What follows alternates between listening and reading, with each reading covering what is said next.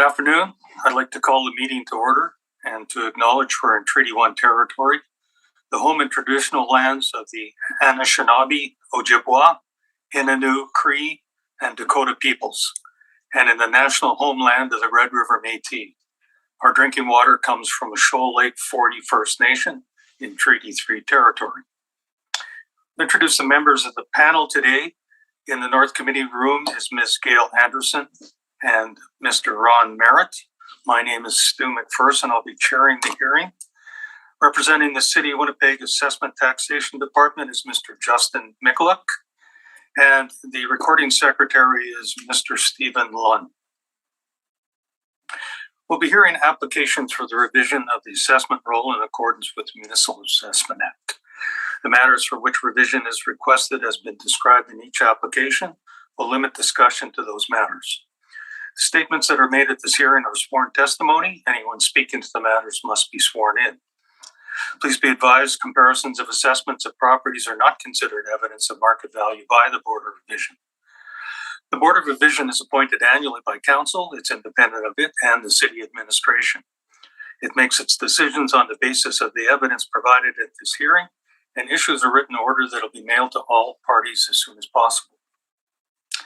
Please note the Board's decisions with respect to an application may be appealed to the Manitoba Municipal Board if the matter pertains to assessed value or classification, or to the Court at King's Bench if the matter pertains to the application of exemptions from taxation. Should you wish to appeal, information on how to do so will be included with the Board's order. With respect to the hearing process, I'll confirm the points of appeal with your property to be addressed with each applicant following the swearing in. We'll then have the assessor's testimony followed by questions the applicant may have, and then the applicant's testimony followed by questions. Each side will have an opportunity to summarize if they so wish. Once all of the evidence about an application has been brought forward, the applicant may leave and the process will repeat for each item on the docket today. The session will close after all the applications have been heard and the Board will deliberate in private and make its decisions. You'll receive the Board's decision by registered mail as soon as possible. As information, all public hearings are live streamed, recorded, and will be part of the public record. We'll be hearing items 1 through 8 on our docket today. Mr. Lund, would you please affirm the assessor and the applicant's testimony? Mr. Assessor, please state your full name. Justin Mikulik. Do you affirm that the evidence you're about to give at this hearing is the truth, the whole truth, and nothing but the truth? Yes. Thank you. Mr. Smith, please state your full name. Smith. Do you affirm that the evidence you're about to give at this hearing is the truth, the whole truth, and nothing but the truth? I do. Thank you. Be seated. Thank you. Good afternoon, Mr. Smith. You're here representing the owners of 8 properties, and it's the amount of assessed value we're dealing with in each case? That's correct. Thank you. And there's no preliminary issues to deal with either from the applicant or the assessor, is that correct? Correct. Yes, that's correct. Thank you. In that case, we'll just hear the properties in the order that they're on the docket. So the property we will hear is 20 Cal Gardner. Mr. Mikulik, when you're ready, we'll hear your evidence, please. Okay. So we have file number 222963 and roll number 040072546665. The roll year 2023, the assessed value 35,620,000. The classification is 20 and liability is taxable. So we have one building, 7 stories, built in 2016 with 152 suites and then 229 outdoor parking. If you scroll to page 2 here, you could see where it's located just north of the Costco on Regent and east off of Pegler Street. So if we take a dive further to page 4, you would see our income value summary that we have. So you could see we have an average monthly rent per unit of $15, $14, $20, and then that'll give us the gross potential rent of $2,761,901. When you subtract vacancy, we get our effective gross income at $2,706,663. Expense ratio 37.49%, and the net operating income of $1.691,935,000, and a model drive capitalization rate of 4.75%. And then going further to page 5, you could see there I had placed some rental comparables of similar properties, trying to get the same year build, so trying to go for newer ones towards that market regions of the city. So you could see where it falls in line with the average monthly rent per unit line with the other comparables. Scrolling further to page 6, so this is where our cap rate section, where we can go to the multifamily section, where the city of Winnipeg, our cap rates range from 4.8 to 5.6%. And that's within the 20th to 80th percentile. And then so there's obviously going to be ones that lie outside of that range, but the meat of the bell curve would fall in this range of 4.8 to 5.6%. Now, on page 7, we presented some sales to support that cap rate range. So these sales have been had 3-year income stabilizations done on them by Matt Barocas in our department. So he checked these out for to make sure that they weren't related, etc., and was able to come up with the following cap rates on the right that range from 3.6% up to 5.74%. So these would validate where the range falls within our assessment model. Scrolling to page 8, you know what? We will not discuss this. I had presented in my briefs, but last time I had brought this chart forward, I had taken questions that it does have 2022 and post-reference information on it. So we will just skip this page. Mr. Assessor, are you saying that we should discard this page from evidence? Yeah, because I don't want to create any confusion with the board and the applicant with the information that's shown here on page 8. Okay, so would everyone please remove page 8? I guess you don't do it physically, but virtually remove page 8 from that. Yeah. Please. Go ahead. Okay, yeah, for sure. Page 9. So this we can still include. It was just brought forward from one of the Winnipeg real estate forums presented through Altus, and it just gives a picture of historical apartment capitalization rates in Winnipeg. You could see starting at 2008 and going to 2017, and you could just see where the trend line is going. And then further into 2018 and onwards, I mean, the environment that's been created with the pandemic and with the demand of multifamily only getting more, you could imagine where the trend lines of this could be headed. Scrolling on to page 11. So I had just done a income and expense workup here of the subject. So you could see where I came in here with effective gross income stabilized, where we're at with the model, and then just stabilizing their expense lines to get a stabilized net operating income of 1.743952, and our models coming in at 1,691,935. So under the stabilized, which is, we feel pretty confident in the model on this one.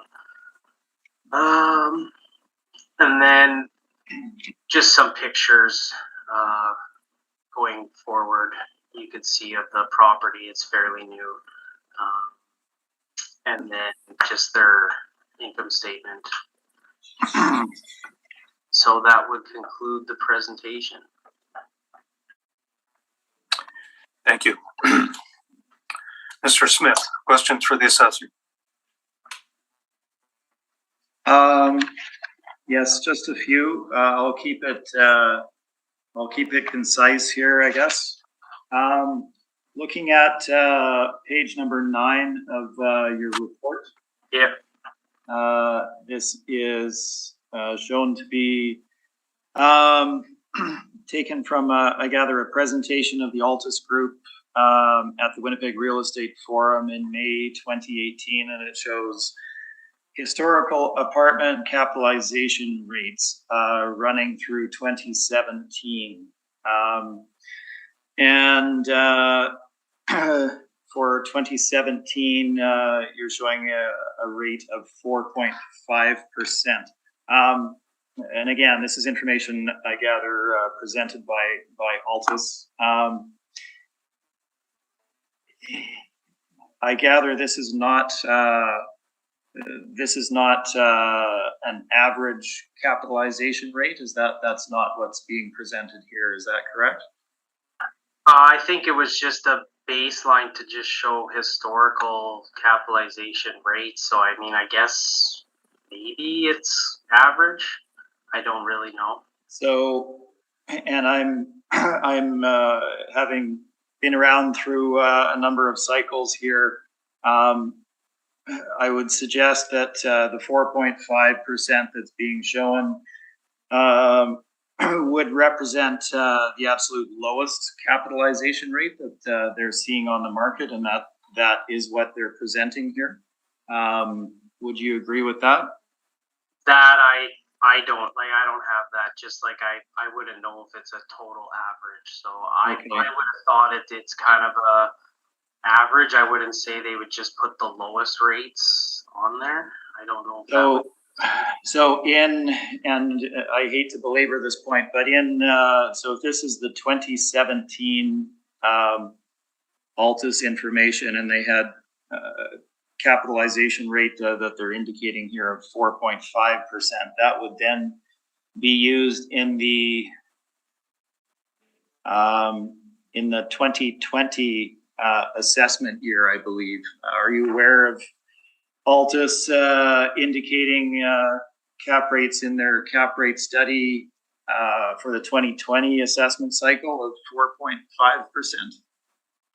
No, I am not aware. I'm just aware that this is being presented, I guess, for non-tax purposes to people about great investment opportunities for multifamily. Okay, we'll move on from there. I think I've covered that certainly enough. Looking at page 11, so yeah, you've got an income and expense workup here. So the top line, you've got it down as EGI, but I gather that's gross rental revenue, or gross revenue, I gather? It would just be used based on what the total gross profit is for the property. Okay, so if I flip forward to your page number 14, which is the profit and loss statement for the property, you had indicated revenue of $2,770,291, which should be indicative of rental revenue, any parking revenue, any laundry revenue, things of that nature.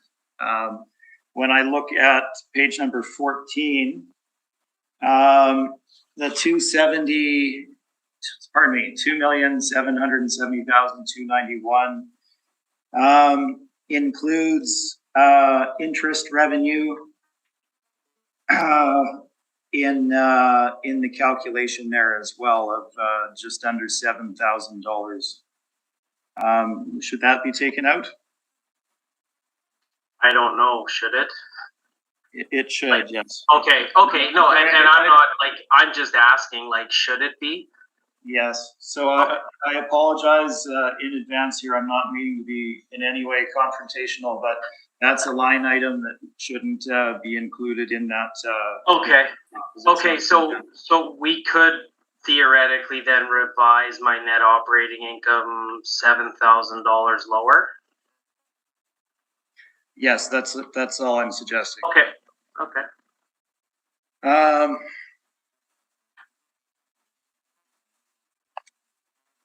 And if I look at the projection here, so there's also no accounting for any vacancy in this net operating income figure. Is that correct?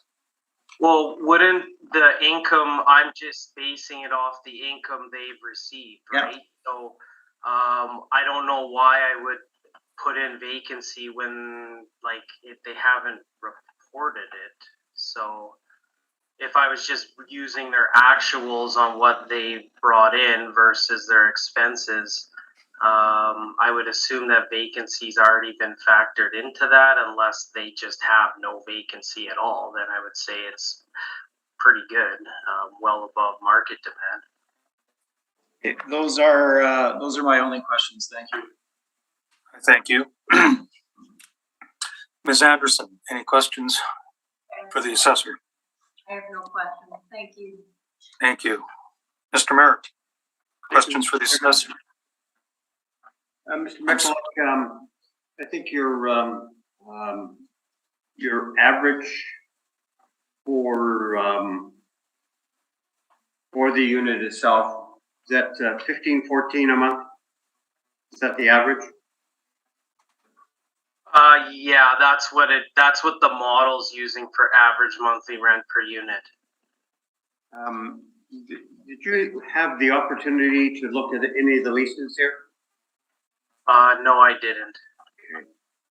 Would that be available to you?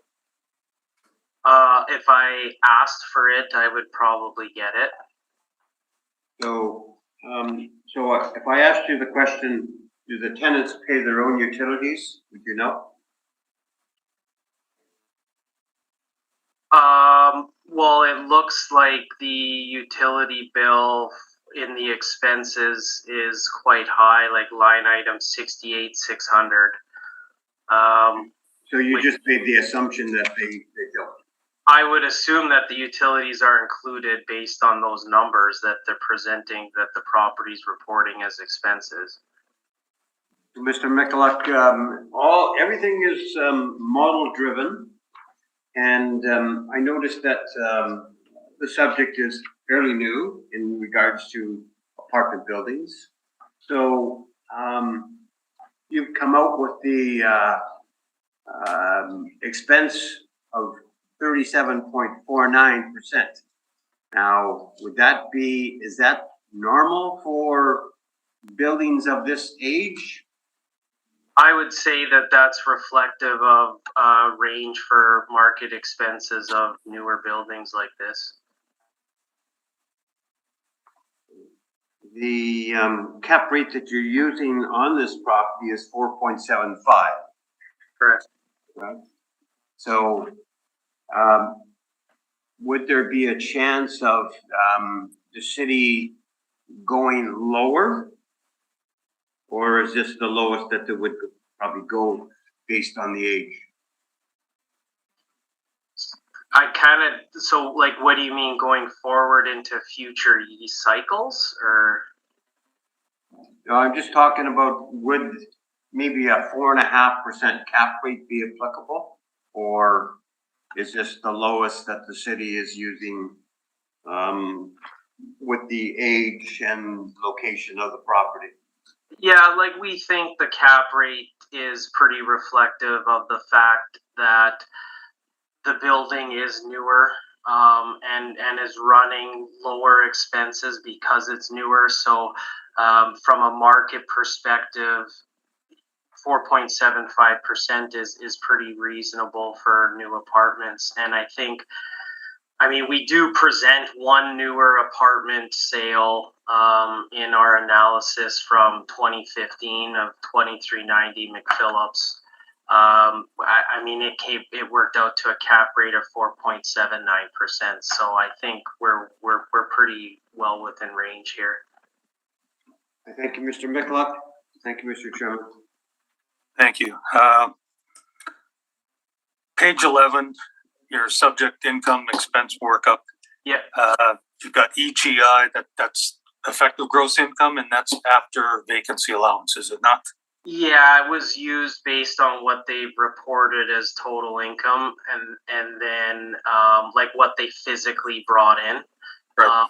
And then so just when Trevor was pointing out, there was that line item of interest Right. that I guess you could say would be taken off, so you could make that 2763 roughly. Yeah, but for your model, you've got 2,706,663, and that's after vacancy, correct? That is correct. So if you go to page 5 or 4 of our income value summary, so you could see what our assessment model does is it'll just take like a gross potential rent and then factors in the vacancy that has been set by the model for that area, and then deducted to come up with an effective gross income from a model perspective. And then when making those valuations at the end, the net operating income being the determining factor in what goes into making the market value. So there are going to be differences when we are doing these income stabilizations. It's more to just show here, I think, that where the bottom line is of NOI is coming in lower than what I physically stabilized with their actuals. Right, and you stabilized the expenses to be 37.05% ratio, correct? Correct, and our model is saying 37.49%. Right, and as far as your cap rate, you said that was 4.8 to 5.6 was the 20th to 80th percentile. Yeah. So would that mean that another 20% are lower than 4.8 and another 20% are higher than 5.6? Yeah, we can look at it that way on like a bell curve, right? If you look at like a standard, like the distribution, where the 20th and 80th percentiles fall in, everything, to the left or right of that is kind of the meat of the sauce, you could say, and then there's always going to be the ones that are on the outside. I don't know what those numbers exactly go up to or down to, though. Okay, thank you. And then finally, this is probably maybe a more appropriate question for the applicant when he presents his evidence, but on page 14, do you know what the COVID discounts are? I would say I'm probably not well versed enough to assume what's going into that figure. That's fine. Okay, I thank you.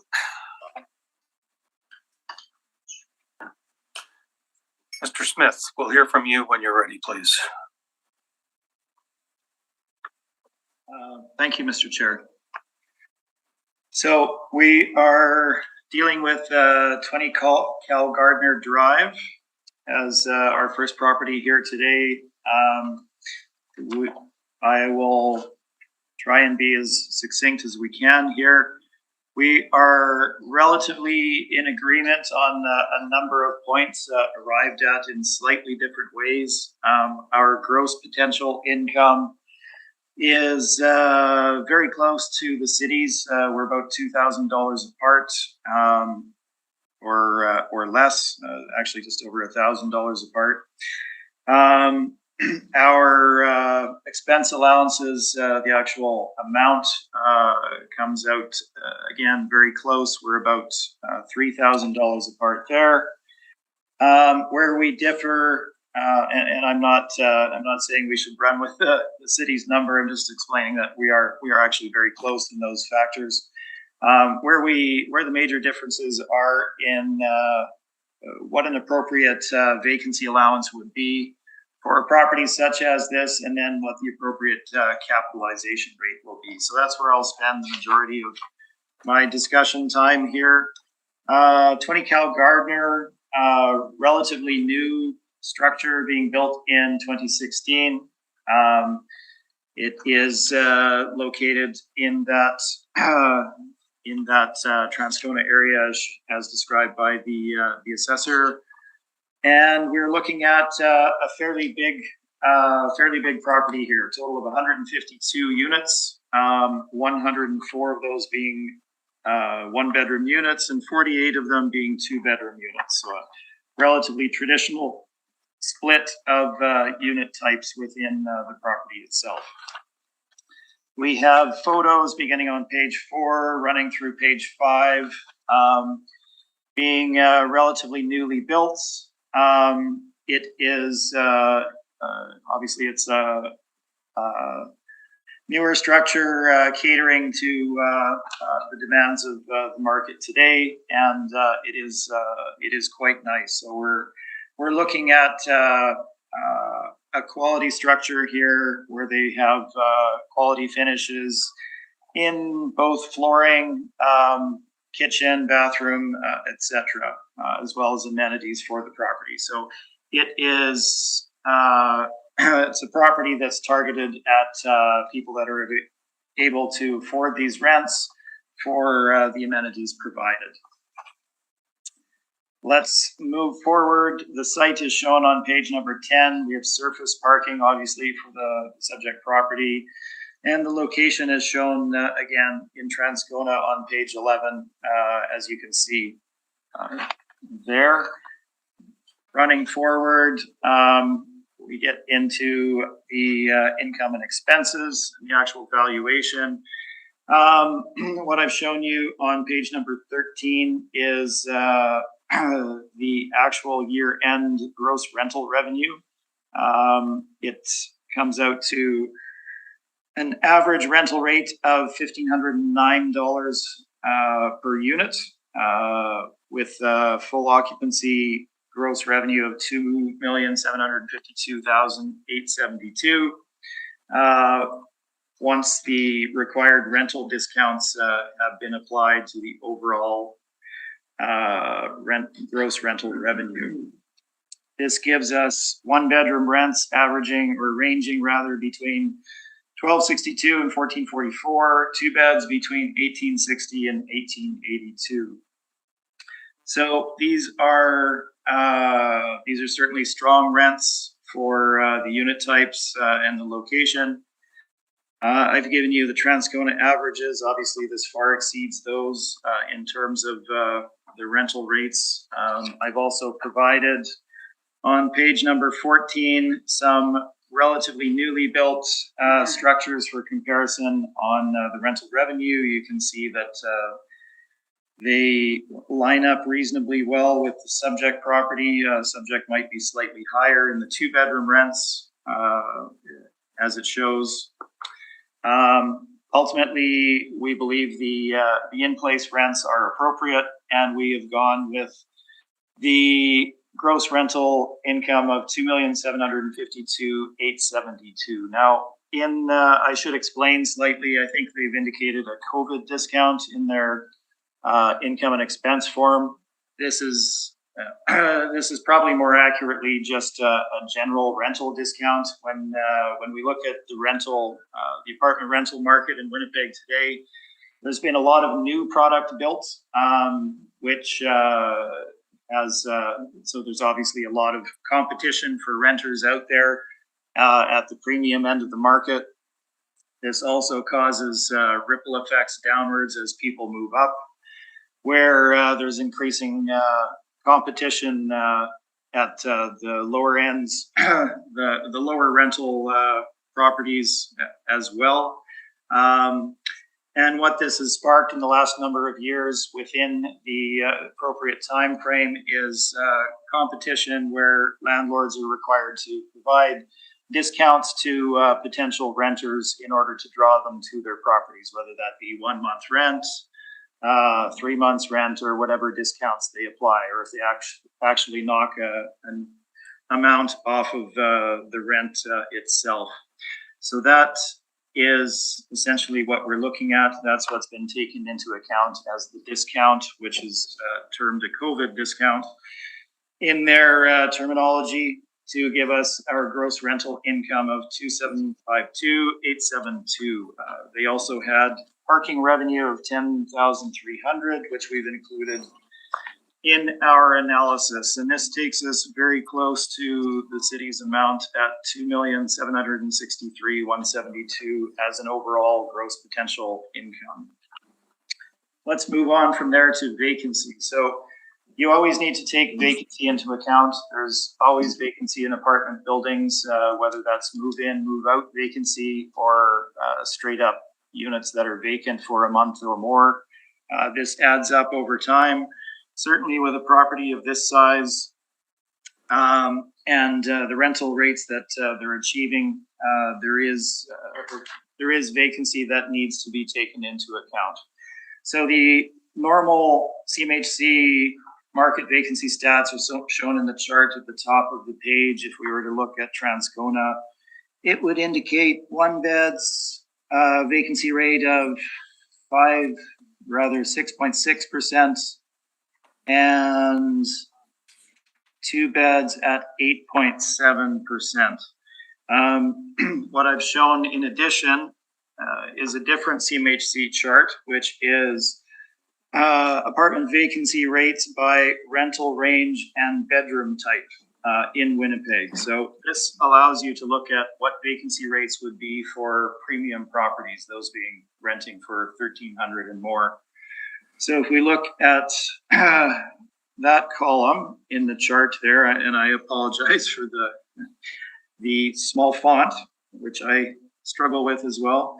The 1 bedroom average rent, or rather average vacancy for units that rent for $1,300 and above is 8.9%.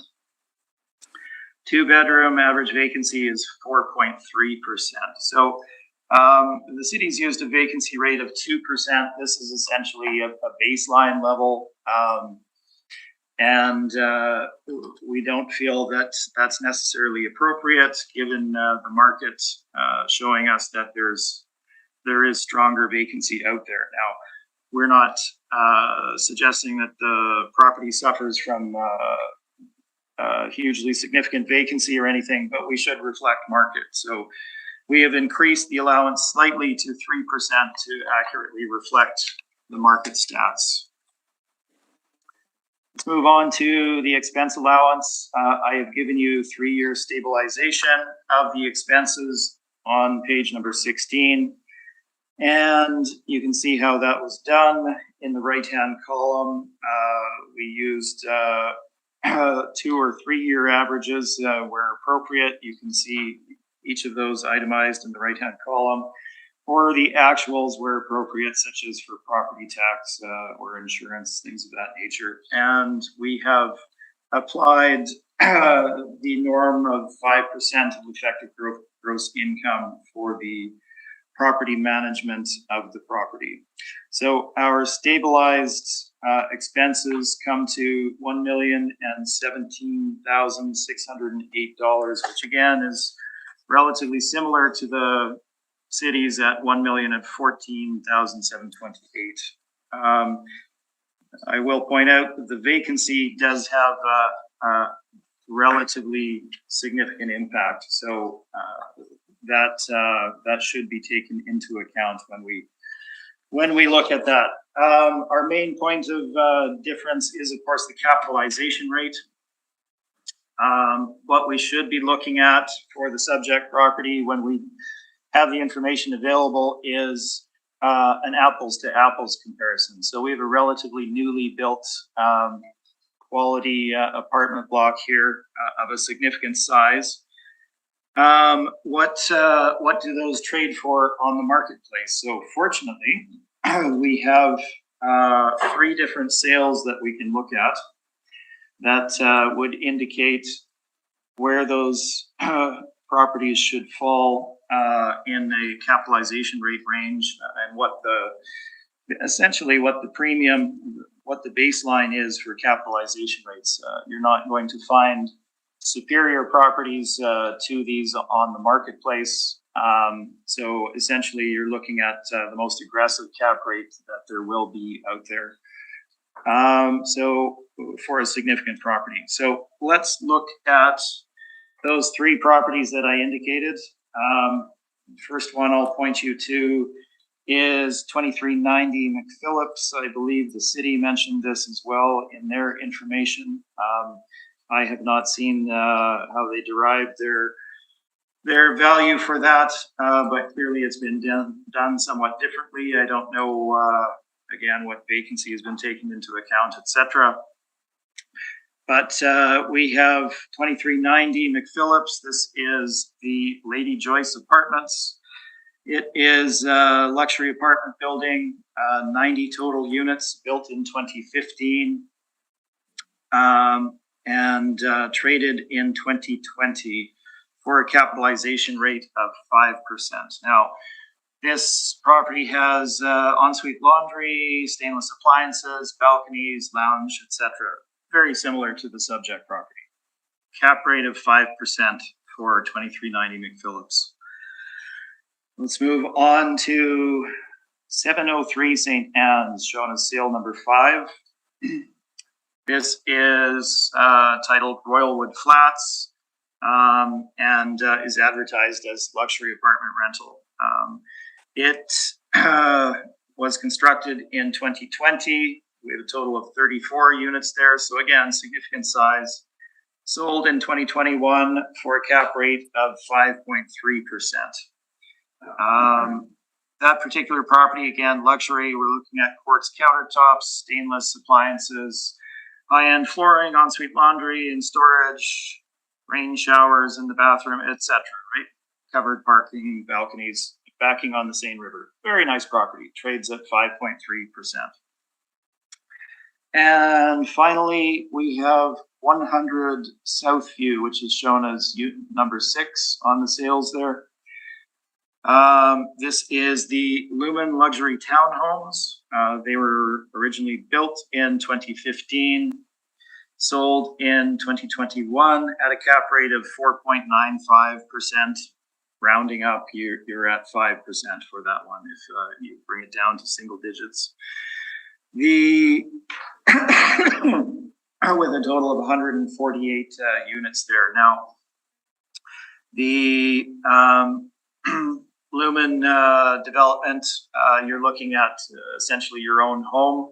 You have individual garages with a driveway for each unit. You have either a balcony or a patio and a porch, ensuite laundry, high-end kitchen and bathroom, all of the items that people are looking for. So again, we're looking at 4.95% or 5% essentially. So those would be your 3 most applicable capitalization rates to look at for the subject property. Beyond that, we have a snapshot of the market for multifamily properties in Winnipeg over the relevant time frame. I'm not going to run through it on this property, but we're looking essentially at cap rates between a low of 4.95%, high of 7.95%, or rather 7.9%, with the bulk of the properties falling between 5.25% and roughly 5.75% when you look at the trades that transacted there. That is the marketplace as we see it. To back this up, we have both the Colliers and C.B. Richard Ellis cap rate reports, which we've gone through many times in the past, so I won't run through this in any great detail. Essentially, they're indicating a stability in capitalization rates over the 2016 through 2020 period. And if we look at Colliers, they're indicating high-rise caps between 5 and 5.75% in 2016, and 5 and 6% in 2018 and 2020. Move on to CB Richard Ellis. Similarly, they are indicating for high-rise B apartments 5 to 5.75 in 2016. Same in 2018 and 2020. If you flip over to page number 20, we are looking again for high-rise B at 5 to 5.5%. Now, not relying on those specifically, but it does indicate that the ranges that we presented to you are pretty accurate. So what should appropriate cap rate be for the subject property? Well, when we look at the three properties in particular that represent the premium end of the market, they're kind of guiding us towards a cap rate of 5% based on apples to apples comparison. So we've applied a cap rate of 5% in our analysis. This is summarized on page 22. You can see our similarities and differences. So capping our NOI at 5% gives us a final market value of $33,253,000. And the addenda includes the income and expense mailer as submitted, and I'm not sure why the other information is there. You can probably stop at A8. That is my presentation. Thank you. Thank you.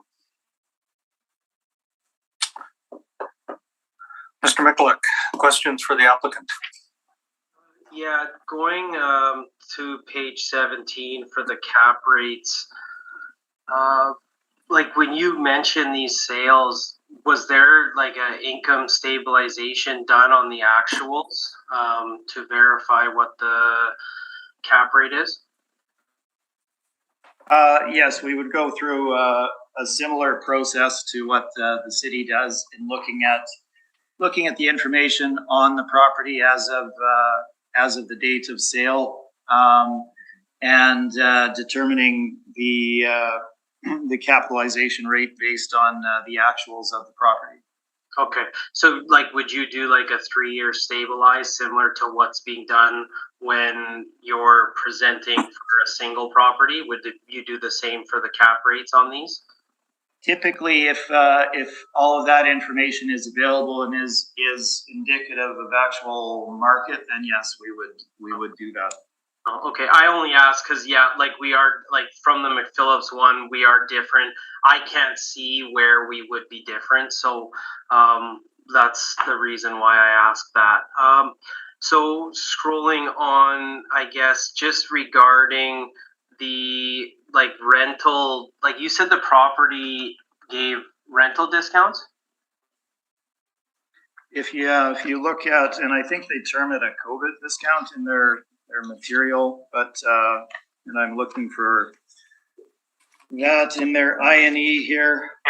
Okay. Yeah, it says COVID discount, like 5,394. Right. Okay, so is that the only discount that was like offered? There was no other discounts on top of that, or?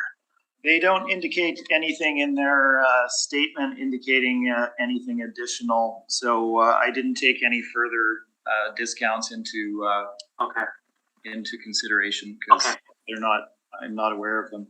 Okay. And then this property specifically, like, do you know what the vacancy is right now? I don't know that they indicated their actual vacancy, so I'm afraid I don't. Okay. So would you say the rental income, $2,758,266, that would be their actual like gross potential rent then at full occupancy? That is my indication from them, yes. Okay. Okay. Other than that, so that's all my questions. Thank you. Ms. Anderson, questions for the applicant? No, I have no questions. Thank you. Mr. Merritt, questions for the applicant? One question, Mr. Chairman. Mr.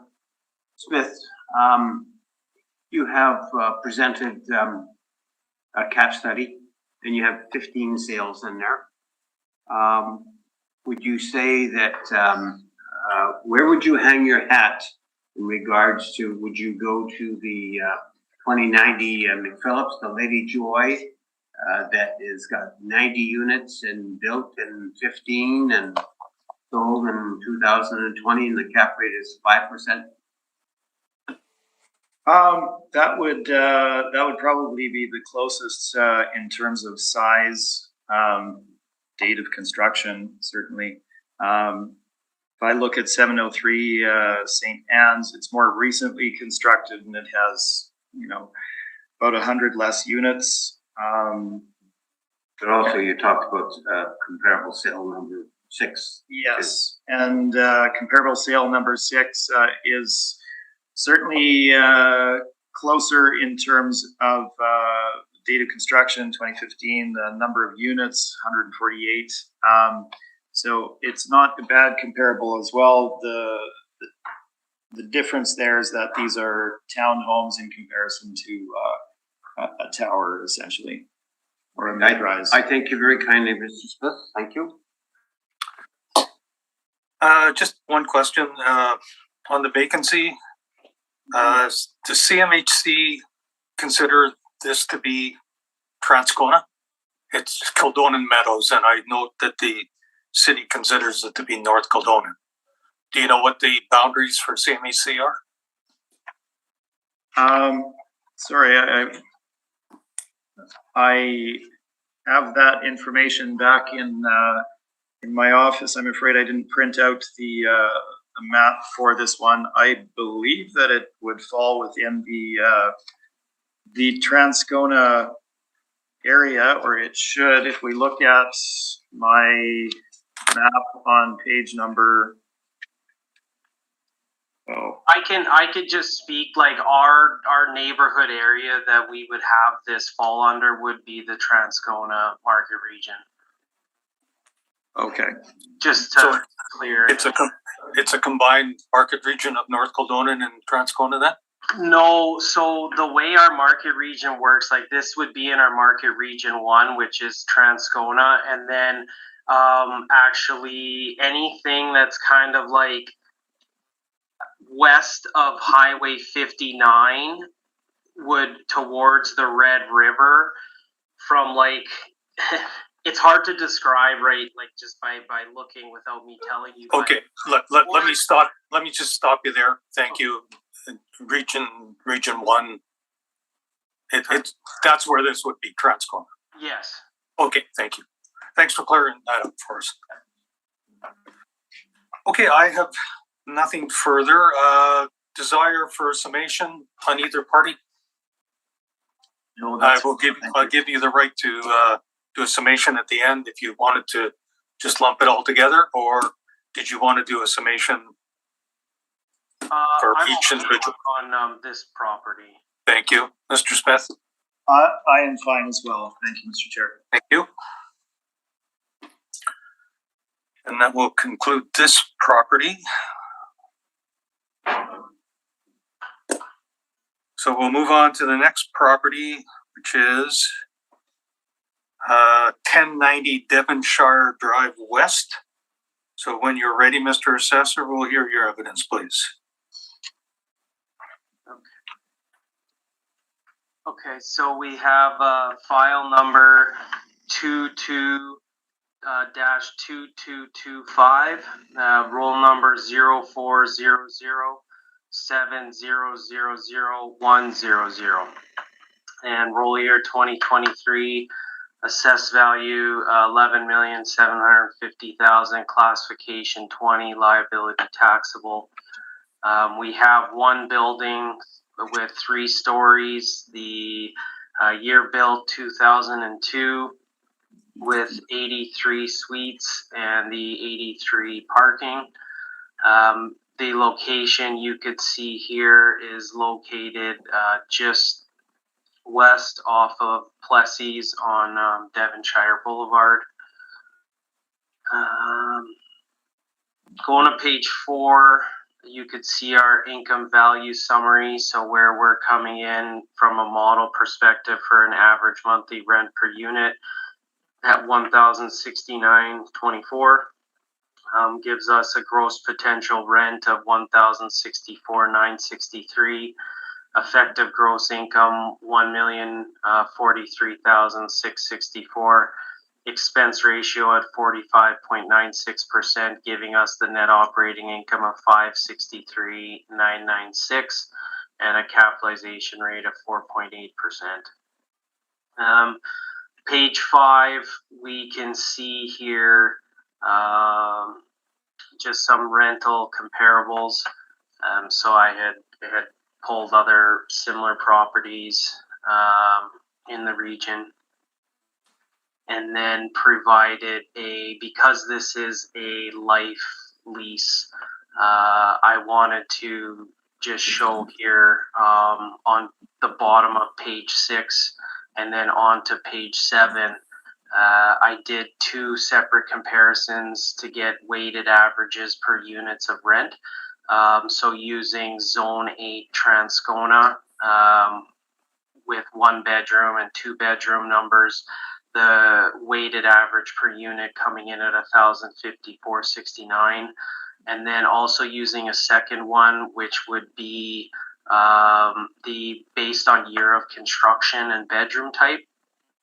So this falling in between the 1990 to 2004, and we get a weighted average unit there of 1,222.04, and then so if we combine those averages, we get 1138.36. And in the box you could see in green, so their average yearly potential rent would be $1,133,808, and we're coming in just under 6%, I guess. We're like 6.07% below market rent with our model coming in at $1,064,963. So from that end, we feel pretty good. Capitalization rate, again, we had already touched on. There's no need to go over that again. If we go to page 13, I just wanted to show that there was some market sales that did take place here of this property. So you could see here, because it's a life lease, they were able to market the property, like the individual owners could sell them. So you could see there were 3 sales that took place in the 2020 year with an average sale price of $193,000, and so we are showing a market value per suite with our breakdown at $141,566. And then so just scrolling on, I had just attached some of the pictures with some of these properties that did transact during that period of time. And I didn't include an income statement just because with the life leases, we try to value them based on market, right? So if our rents are coming in at a reasonable rate in terms of at or below CMHC, we're going to feel pretty reasonable, I think, from this end, where we're coming in at for value here. So that would conclude my presentation. I thank you. Mr. Smith, questions for the assessor? Yes, just briefly. So I'm looking at page numbers 6 and 7. Yeah. The workups that you've done there on average rents. So on the first page, page 6 in the chart, we're looking at the Zone 8 Transcona. So that's the area that the property would essentially fall within, correct? Yeah. And so that yearly total is based on the averages from that area. Yeah. When I move on to page 7, so what is the top chart representing? So on page 7, it's representing from the chart of private average apartment rents by year of construction and bedroom type, which is on the top of page 6. Oh, I see. Okay, I get it. So that's not tied to any particular area of the city. It's simply by age, whether it's in Transcona or River Heights or wherever, right? Correct. Okay. Okay, I see. Just trying to get a handle on that. And so moving on, I guess page number 13, you had provided what are shown as sales, but so these wouldn't, these would not be true sales. It's a transfer of the life lease interest in the unit. Is that correct? Yes. Okay. Those are all of my questions. Thank you. I thank you. Ms. Anderson, any questions for the assessor? No, I have no question. Thank you. Mr. Merritt? No, thank you, Mr. Chairman. Just want to clarify, you said that this is all model derived. Is that correct? Yeah, so the value here that we have on page 4 would be what our assessment model produces, but it doesn't recognize, like there's nothing in this formula that would recognize that it's a life lease. Right. So which is why we'll go to CMHC and look at, like, you know, where does the model come in compared to CMHC market? Yeah, I understand. Okay, I thank you. Mr. Smith, when you're ready, we'll hear from you, please. Certainly. Thank you, Mr. Chair. So 1090 Devonshire Drive West, as indicated, it is a life lease facility. It's owned and developed, I guess, by the ownership group that's known as Park City Meadows Housing Co-op Limited. So that it is an actual co-op as well, but it's structured as a life lease where each of the unit occupants has the lease on their individual unit for the term of their life, and or whenever they decide to exit the property. Now, in the case of the subject property, as shown by Mr. Mikulak in his evidence there, I guess given the wrinkles of the legal structure, the individual life lease owners are able to pass on their life lease interest on the market, I gather. So it looks like a number of them have done that. Now, should be kept in mind that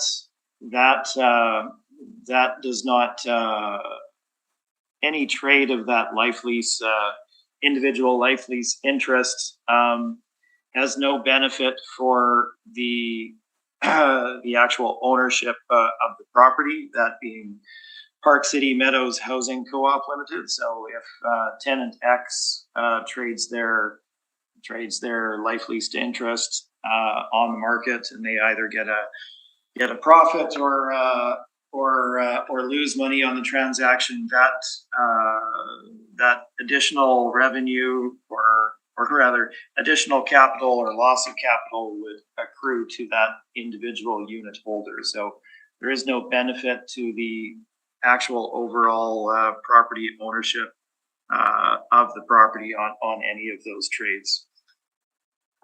So that should be kept in mind. We look at my page number 3. We have some background on the property. relatively recently built in 2002.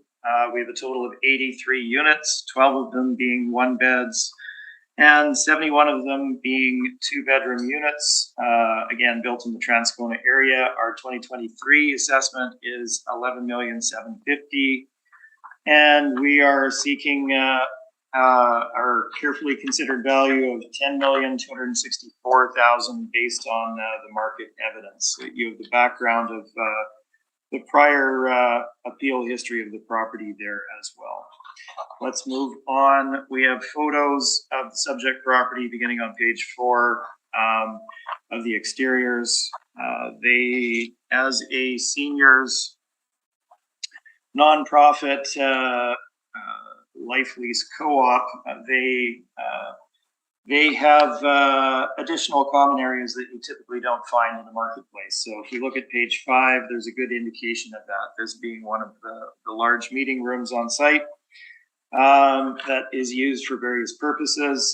They have a couple of other areas that are outside of the norm of a standard market apartment. So when you look at a comparison of square footage per unit, as the city is shown on page number 5 in the rental comparables, that takes into account the additional gross floor area that these areas add. So it's not that the units are actually larger, it's that there's additional space that isn't present in most market apartments. Further description is shown on page 8. And we can move on to the site, which is shown on page 9, and the location on page number 10, again in that Transcona area. So as Mr. Michalak has described, the in-place revenue is not indicative of true market value. Would be dramatically underestimating what the market value would be. So we can't use the in-place rental charges that they use for the property. So we have gone to look at market averages for the area. CMHC's report is shown at the bottom of page 12 for 1 and 2 bedrooms. CMHC's rents are there for your consideration. We feel that the subject property would be best represented by these averages. So we've applied those average rents, and you can see that at the bottom of page number 13 in the chart by unit type, giving us our gross rental income of $1,050,468. Moving on to page number 14. Again, same CMHC stats, looking at the Transcona area, the actual vacancy, average vacancy in the area is 6.5% for 1 beds and 8.7% for 2-bedroom units. Now, Transcona it's getting less so now, but it's traditionally been underbuilt in terms of the number of apartment units out there. That's changing somewhat. But as you can see, the vacancy is somewhat higher there than in some other areas of the city. So city has used a nominal 2% vacancy rate. This is essentially a baseline rate. You're always going to have roughly 2% vacancy with move-ins, move-outs, 1-month vacancies here and there. We've bumped it ever so slightly to 3% to more accurately represent vacancy in the area. Our expense allowance stabilization, we have a full 3-year history. We've done the stabilization as shown on the bottom of page 10. Happy to answer any questions on that. Our stabilized expense allowance comes to $505,778. You can see this is very much in line with the previous 3 years. And we can move forward to capitalization rate. all of the same information that I've discussed is present here. Complicating factor that we have for the subject property, and I haven't actually made any significant adjustment to cap rate that I've applied, or really any, is that subject property is a life lease property. So our theoretical exercise here today is to treat the property as if you're an astute investor looking at purchasing this property versus purchasing a identical standard market apartment located next door. So what would be the difference between those two? Well, if you're looking at this one, you have, how many units do we have here? 83 units. So you have 83 different people that have the legal right to remain in their unit on the terms that they signed up for their life lease for that particular property until the end of their life, or until they exit the property. So essentially, you have no, as a purchaser, you can't buy that property and anticipate that you will in the near term be able to turn it into a regular market apartment. You're faced with the period of time that it would take for all of those residents to move on from the property itself. So significantly different situation. Now, have I made an adjustment for that in the capitalization rate? I haven't, because of the methodology that we need to use in order to arrive at a fair market value for these. So I am applying a 5% capitalization rate to the subject property in our valuation. The reason I've done this for this property is looking at the overall value. You need to it needs to pass the reasonability test of an astute investor and appraiser. So if I were to assign a significantly higher capitalization rate, which could certainly be justified, I don't think it would truly reflect market value for the subject property. So for those reasons, I have not made the adjustment to this particular property. So when we look at page number 21, you can see our valuation in comparison to the city of Winnipeg's, and the differences between them were slightly lower on rental income. We're obviously slightly higher on vacancy. Our expense allowance very closely mirrors the actuals and has been stabilized using market evidence. Our NOI is what it is, and capping that at 5% comes to a market value of $10,264,000. So I would,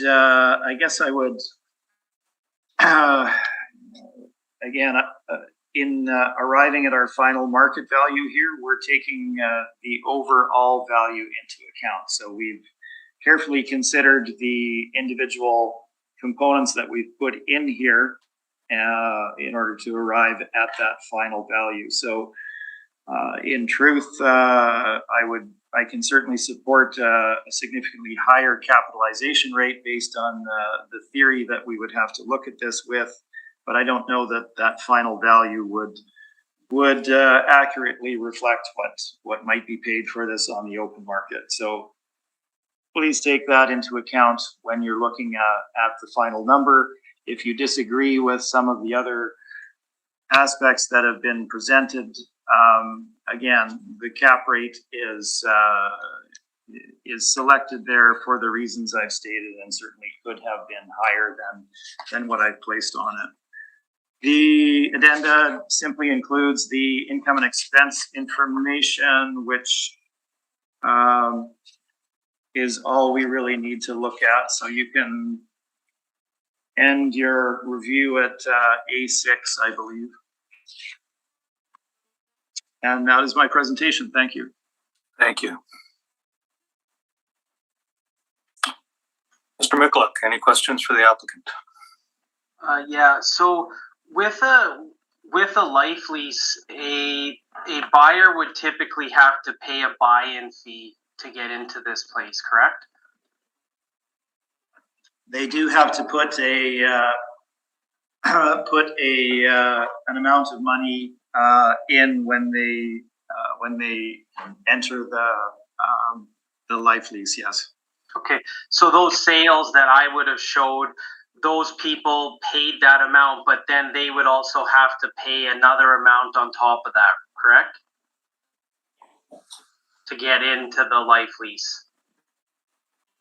No, that should be inclusive of any down payment, is my understanding. There's a set amount of the down payment that is regulated by the ownership. It remains the same, so you pay in whatever the actual amount is. You receive that, or your beneficiaries receive that when you exit the property. Any capital lift in value, if they achieve that, the life lease holder achieves that on the market, that goes directly to that life lease owner. It doesn't accrue to the property and is not additional revenue. Okay, so you're saying that the money they pay for the buy-in, they're also collecting interest on the owner? So this is always an interesting topic. I think Mr. Merritt and I have discussed it in the past. There's various permutations of how this is done. Typically with nonprofit life lease developments, the nonprofit developer is not a standard developer. They don't have a bankroll to build the building on their own. What they do is the structure is that they market the property for development, and they take in those deposits from interested parties to be life lease holders. So they pre-sell them, I guess you could say. The deposit comes in, that money is used, or a portion of that money is used for the development of the property itself. Obviously, they get a traditional mortgage in order to finance the development as well. And the remaining balance of any deposit would then be used both to operate the property and what as well, anything that would be in the bank would generate interest of a sort. But and this came up, and I think my hearing yesterday, it's not a situation where there's $5 million that comes in, sits in a bank, and generates annual revenue of, 3 or 4% or whatever one might be lucky to achieve these days. It's used to construct the property, operate it, and that money is always coming in and going out as people move in and out of the center as well. Okay, do you know how much? I do not, I'm afraid. I know the question, and I'm sorry to interrupt, but I don't know what the deposit is that they kick in. But again, it's not a revenue source for the property, essentially. Okay, there just seems to be some muddying with that. Where does the person, when they leave, also get the interest? I was told no, so that's the only reason why I ask. They wouldn't get the interest on their deposit, no. Okay. And then just from an expenses side of things, like, would you say this property would typically run higher expenses because it's a life lease? Like just what it is, being a co-op life lease? I would. So looking at the property, so the fact that it's a life lease really wouldn't impact the expenses that the property has. What we do find with nonprofits sometimes is that the wear and tear on the building can in some circumstances be slightly higher, so they can have slightly higher R&M expenses than average. But again, that doesn't mean that they're outsized to what that property would typically generate. When we look at the actual amount that we use on the stabilized expense allowance on page 21 of 505, that falls exactly in line essentially with the prior 3 years. And the 52% expense allowance is well in line with market as well. Okay, I just was curious because it's kind of more of like a hybrid model, right? Where you're using market rents and then you're applying actual expenses. So I just wanted to curious with these properties in the write-up of the capitalization rate, it does say here that additional operating expenses for these type of properties can be expected. So Right.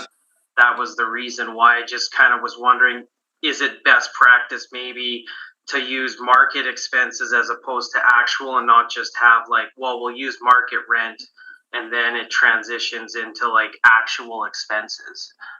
So that was just my only question was, do they run higher expense ratios? Right. I certainly understand you there. So I guess just to elaborate ever so briefly, they do have other factor that this property, as well as many other nonprofits have, is that additional common area that you don't typically find in standard market apartments. So you have additional costs related to that in terms of everything really. So that can slightly increase it. And for the subject, we're sitting on a site of 3.6 acres, which is a considerable amount of exterior yard to maintain, parking, etc. Okay.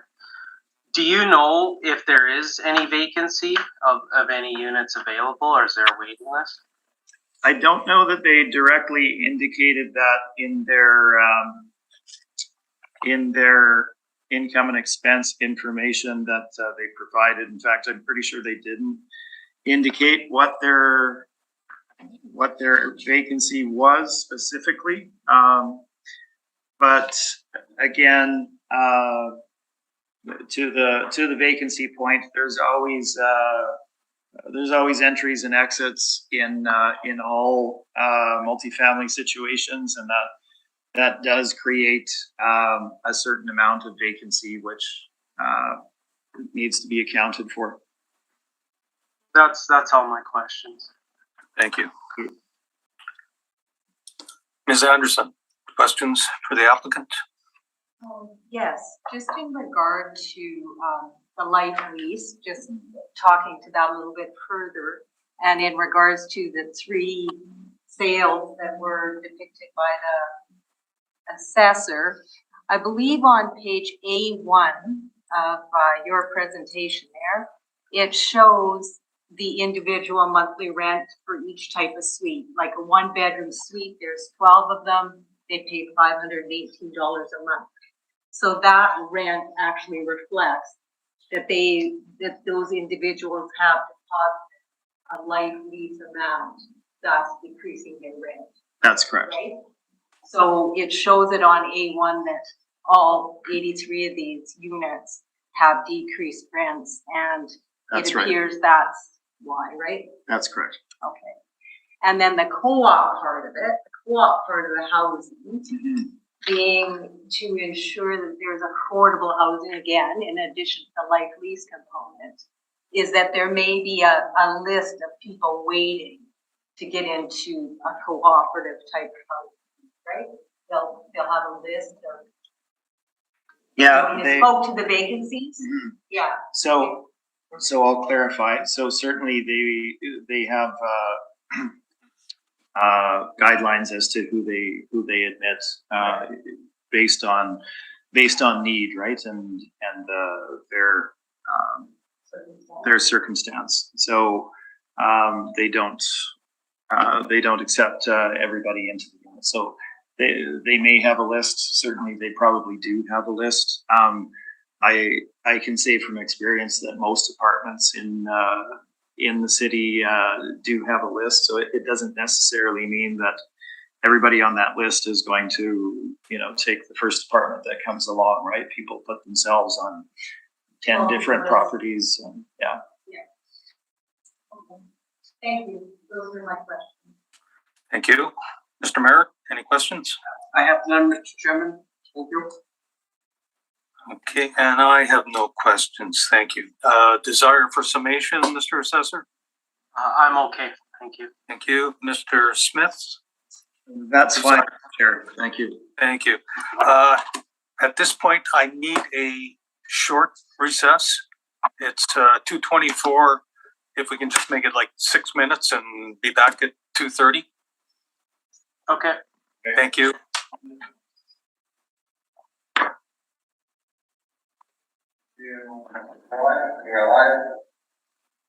Thank you. I'll call the meeting back to order.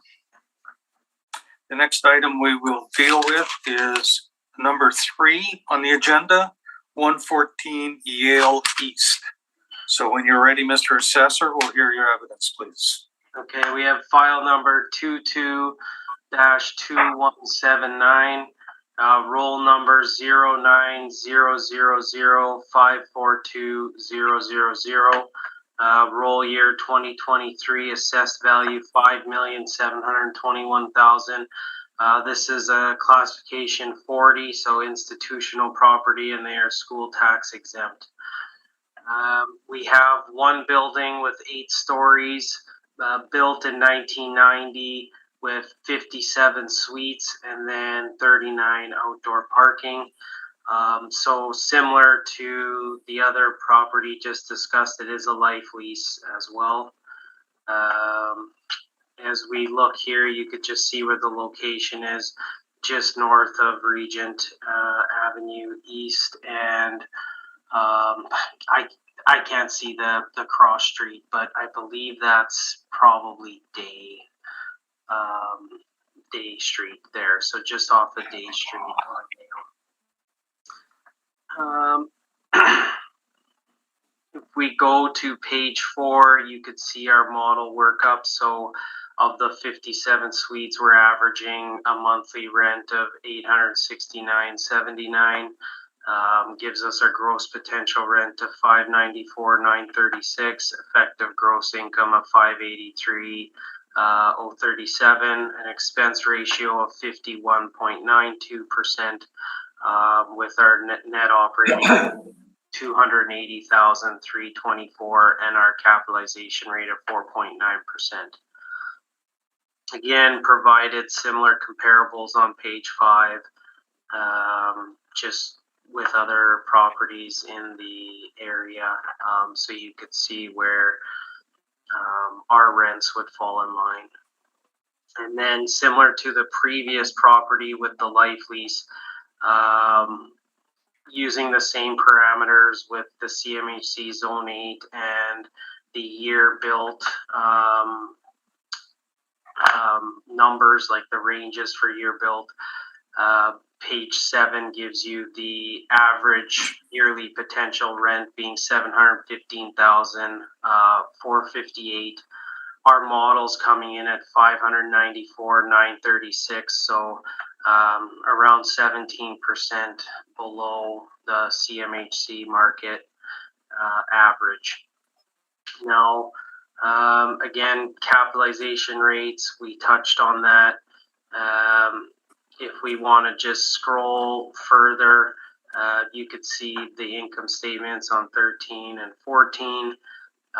Page 15, gives you a synopsis from their website. So I guess you could see here, so it says they're asking for contributions from members of approximately 17,000 and 20,000 for agreeable 1 and 2 bedroom suites. I'm assuming, so that would be the buy-in.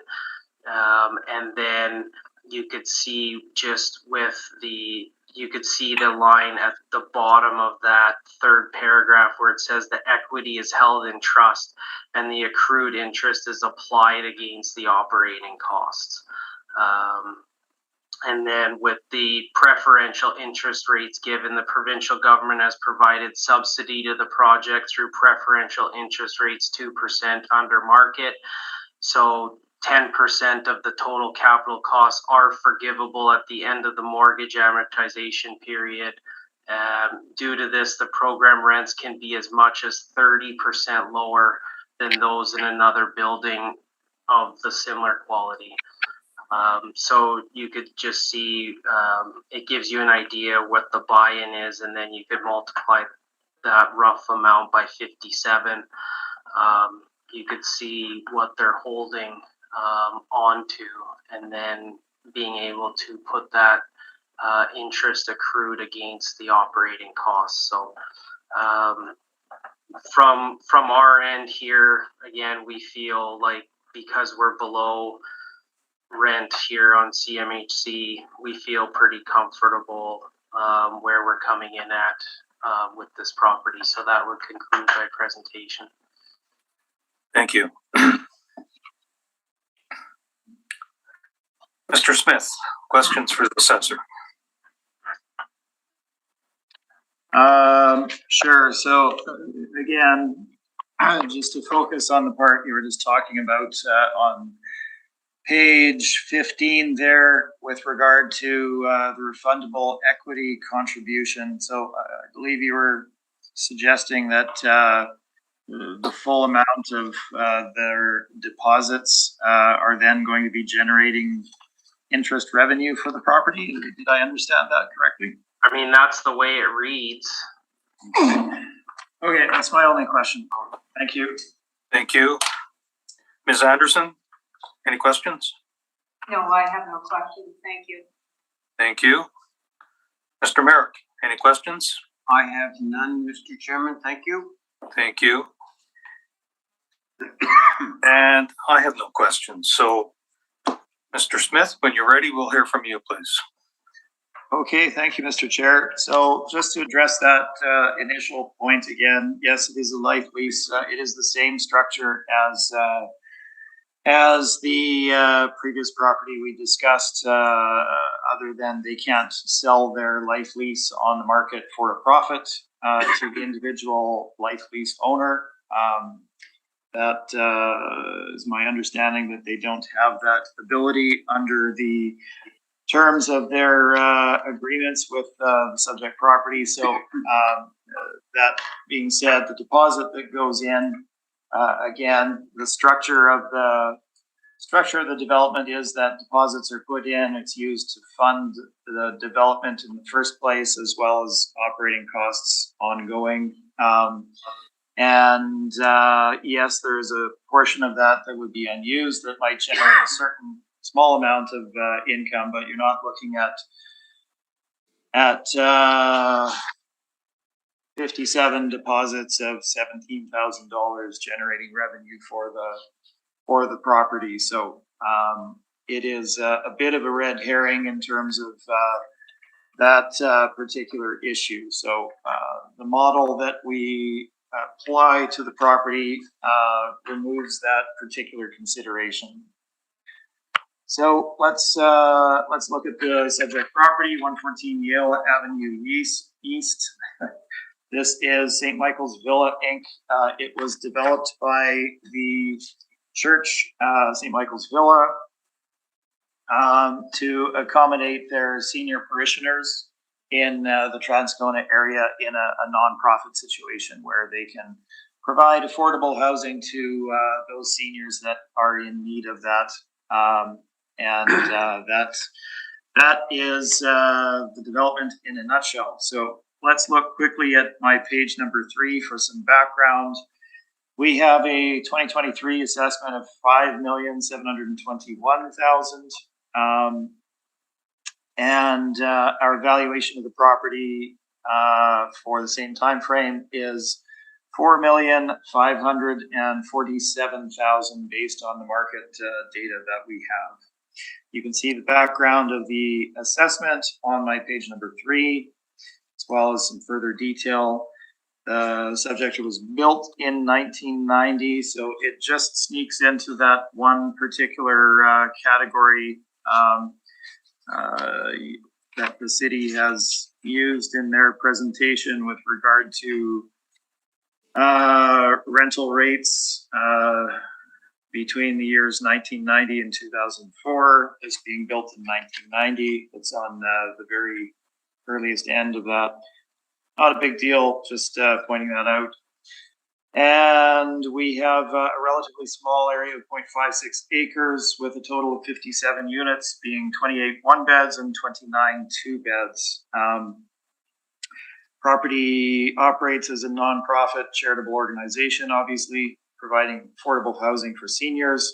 It also includes a games room, an entry lounge, a library, a boardroom, a dining room with kitchen for use by tenants that are having meetings in the room, exercise room, and an office for the building. So significantly more common area than one would find in a typical apartment building. It is also a multi-story building, so we have elevator cabs in place that obviously properties with elevators have additional maintenance requirements that do drive the operating expenses to some degree as well. So let's look at the subject property. It's essentially original to its date of construction. They have not updated or renovated the property. You can see exteriors on page 4, interiors on page 5. I would note, and again, this is in comparison to a normal market apartment, they don't have a 1-to-1 ratio for parking. They only have 39 stalls for 57 units. The market, or their intended market, of course, being seniors. That is how they built it. That doesn't mean that's the norm for the marketplace. Typically, people expect to have a parking stall available to them. So another thing to keep in mind when we're arriving at a final market value and treating it through that lens as a standard market apartment. The site is shown on page number 8. Parking area at the rear, accessed off of Victoria Avenue, so not Yale. There's no access from the front. And the location in Transcona shown on page 9, quite central in Transcona. The analysis we can get into on page number 11. I've given you the current rental structure for the subject property in the appendix. The actual rents that they are applying there are shown in the chart at the bottom of page 11. So 781 for the one bedroom units, and 932 to 996 for the two beds. You can see the resultant gross potential rental in revenue at 584, 597. CMHC's market averages are shown following that at 899 and 1081, so slightly higher, obviously, than the subject property. The interiors of the units, as you can see, again, date from that original time frame, so that should also be kept in mind. It has not been updated. So what rent would you receive for those units? We believe the in-place rents for this particular property, once we review them, do appear to be at market. If you compare our gross rental revenue to the cities, once we add in their additional revenue, we're slightly higher than the cities overall at 601 versus 594,000. So certainly, I think there's probably no dispute there. We're going with the higher number. Vacancy, we have the same issue. We've applied 3%. The expense allowance for the subject property, we give you the 3-year stabilization, bottom of page 14. And you can see how this is done.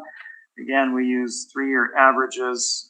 None of these categories have any padding in them. We've made adjustments where necessary, such as with property management, we've applied 5% of EGI, which brings that figure down slightly by about $5,000.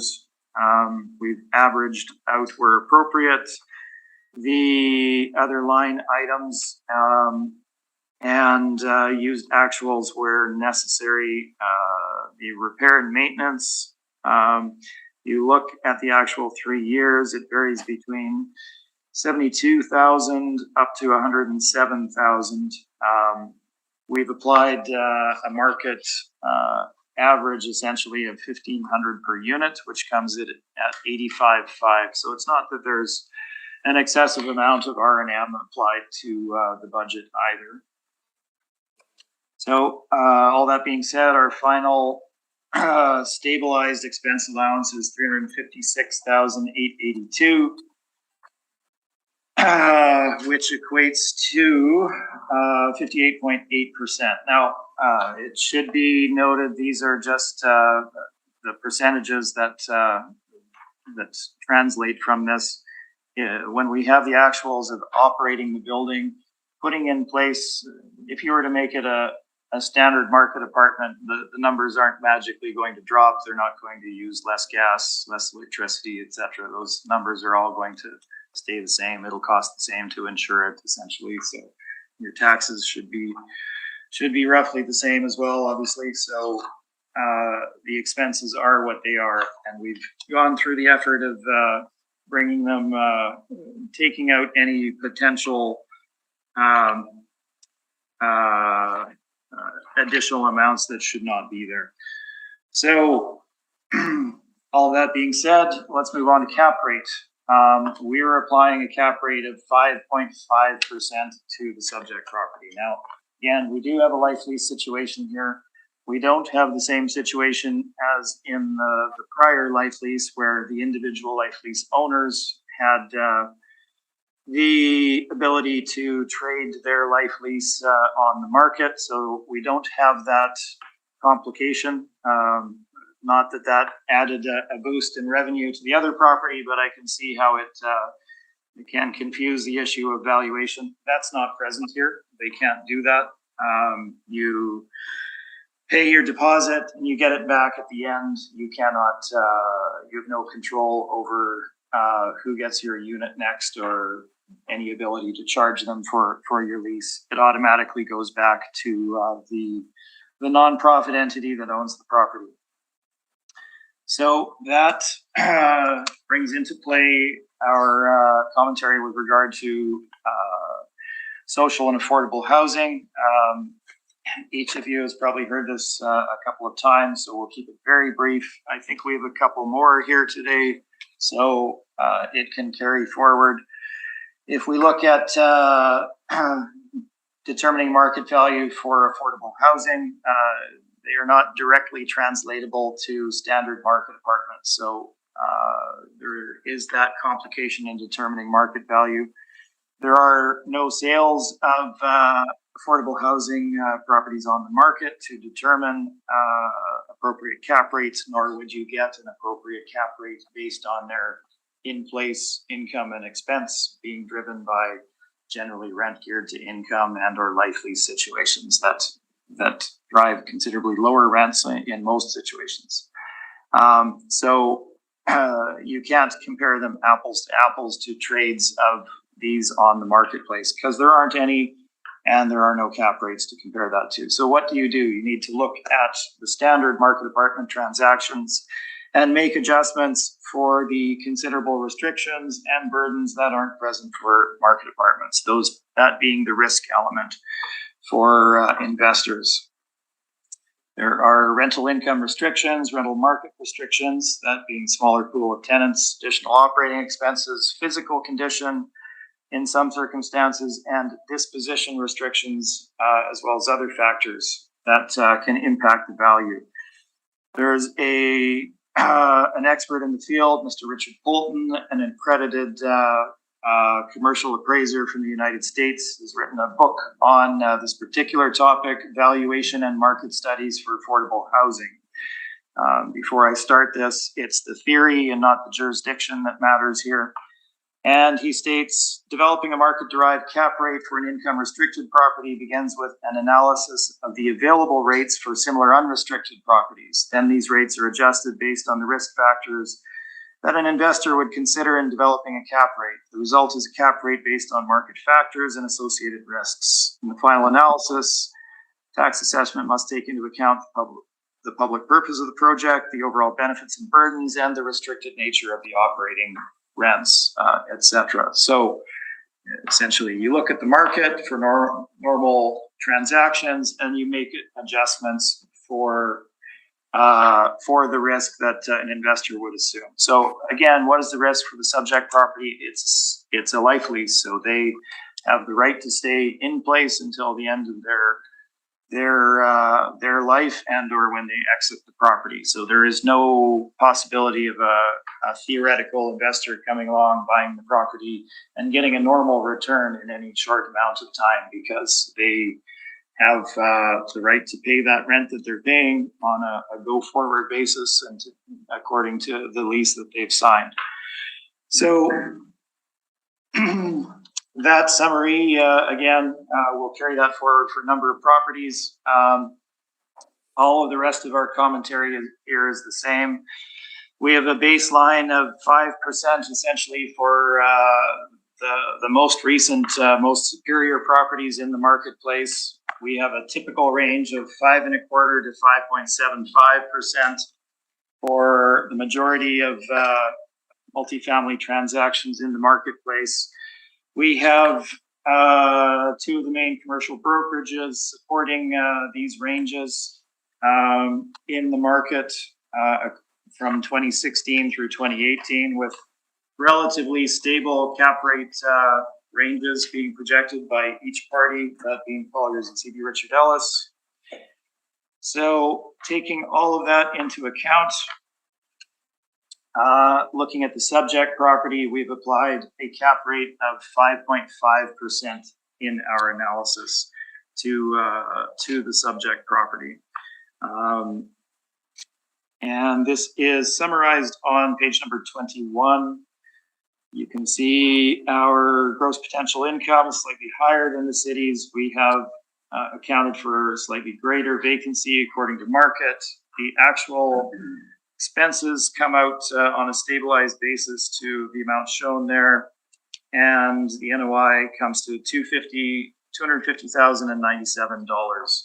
Capped at 5.5 gives us $4,547,000. Now, just for interest's sake, if we look at well, actually, it doesn't matter. The income and expense information is shown in the addenda, and you can see where the figures are taken from.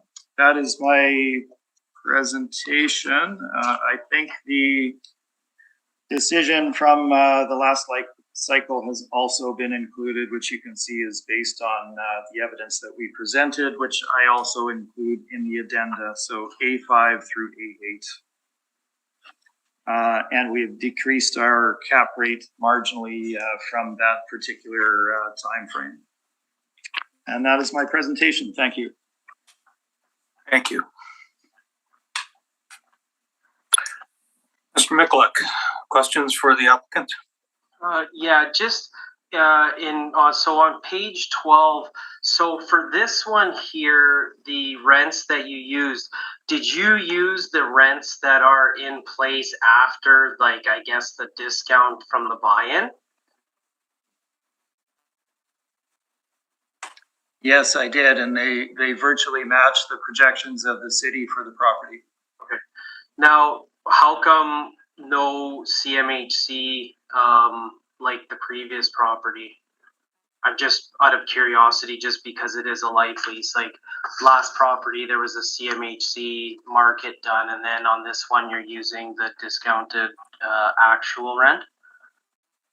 This one, this one more closely mirrors what they would achieve on the market, whereas the last one was considerably under market. So if we relied on their in-place revenue, it would give us a very under market market value. So we did not consider that. In this case, it does closely mirror market, as you can see by the closeness in this case to the city's projection, although we're slightly higher overall. And then just regarding the expense ratio on that though, when the like, it does say that money from these deposits are collecting interest accrued that is being put towards the operating costs. So wouldn't that make it an attractive investment from the sense that you're just using interest that's going towards these expenses? And then I guess furthermore, did you account for that in your expense stabilization? Like, because the ratio is pretty high. So we're getting into the weeds here. We've spent a significant amount of time discussing deposits and how life leases are constructed and how that money is utilized and whether there's interest and does that go towards this or that. The methodology that we've done in valuing the property is such that we're arriving at a fair rental or fair revenue side of the property, and we're arriving at a fair expense side of the property based on actuals. Where money comes from in terms of paying of expenses or not is not taken into account in either your methodology or our methodology, nor is it relevant to the final market value of the property. So I think that probably sums that up. Okay.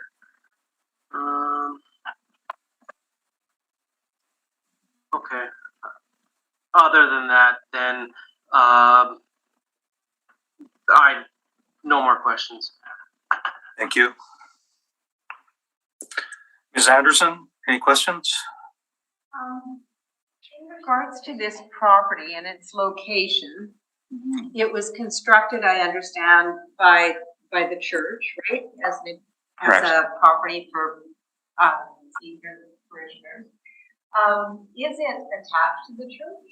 It is actually. They have because it's for seniors and we're in a winter city, they built an underground connector between the church and the multifamily. So just in regards to the number of parking spots assigned to the building, there is additional parking lot for visitors that could be associated with the church. Not that could be assigned there, but for additional parking. Yes, but what we're looking at is the outline, the legal outline of the subject property as if it were a standard market apartment, right? So if by some miracle the property were sold on the open market, that new owner would not have access to that church parking lot, right? If that were to theoretically happen. Yeah. And my other question relates to the cell tower. On page 13 in your presentation, you noted that there's cell tower revenue.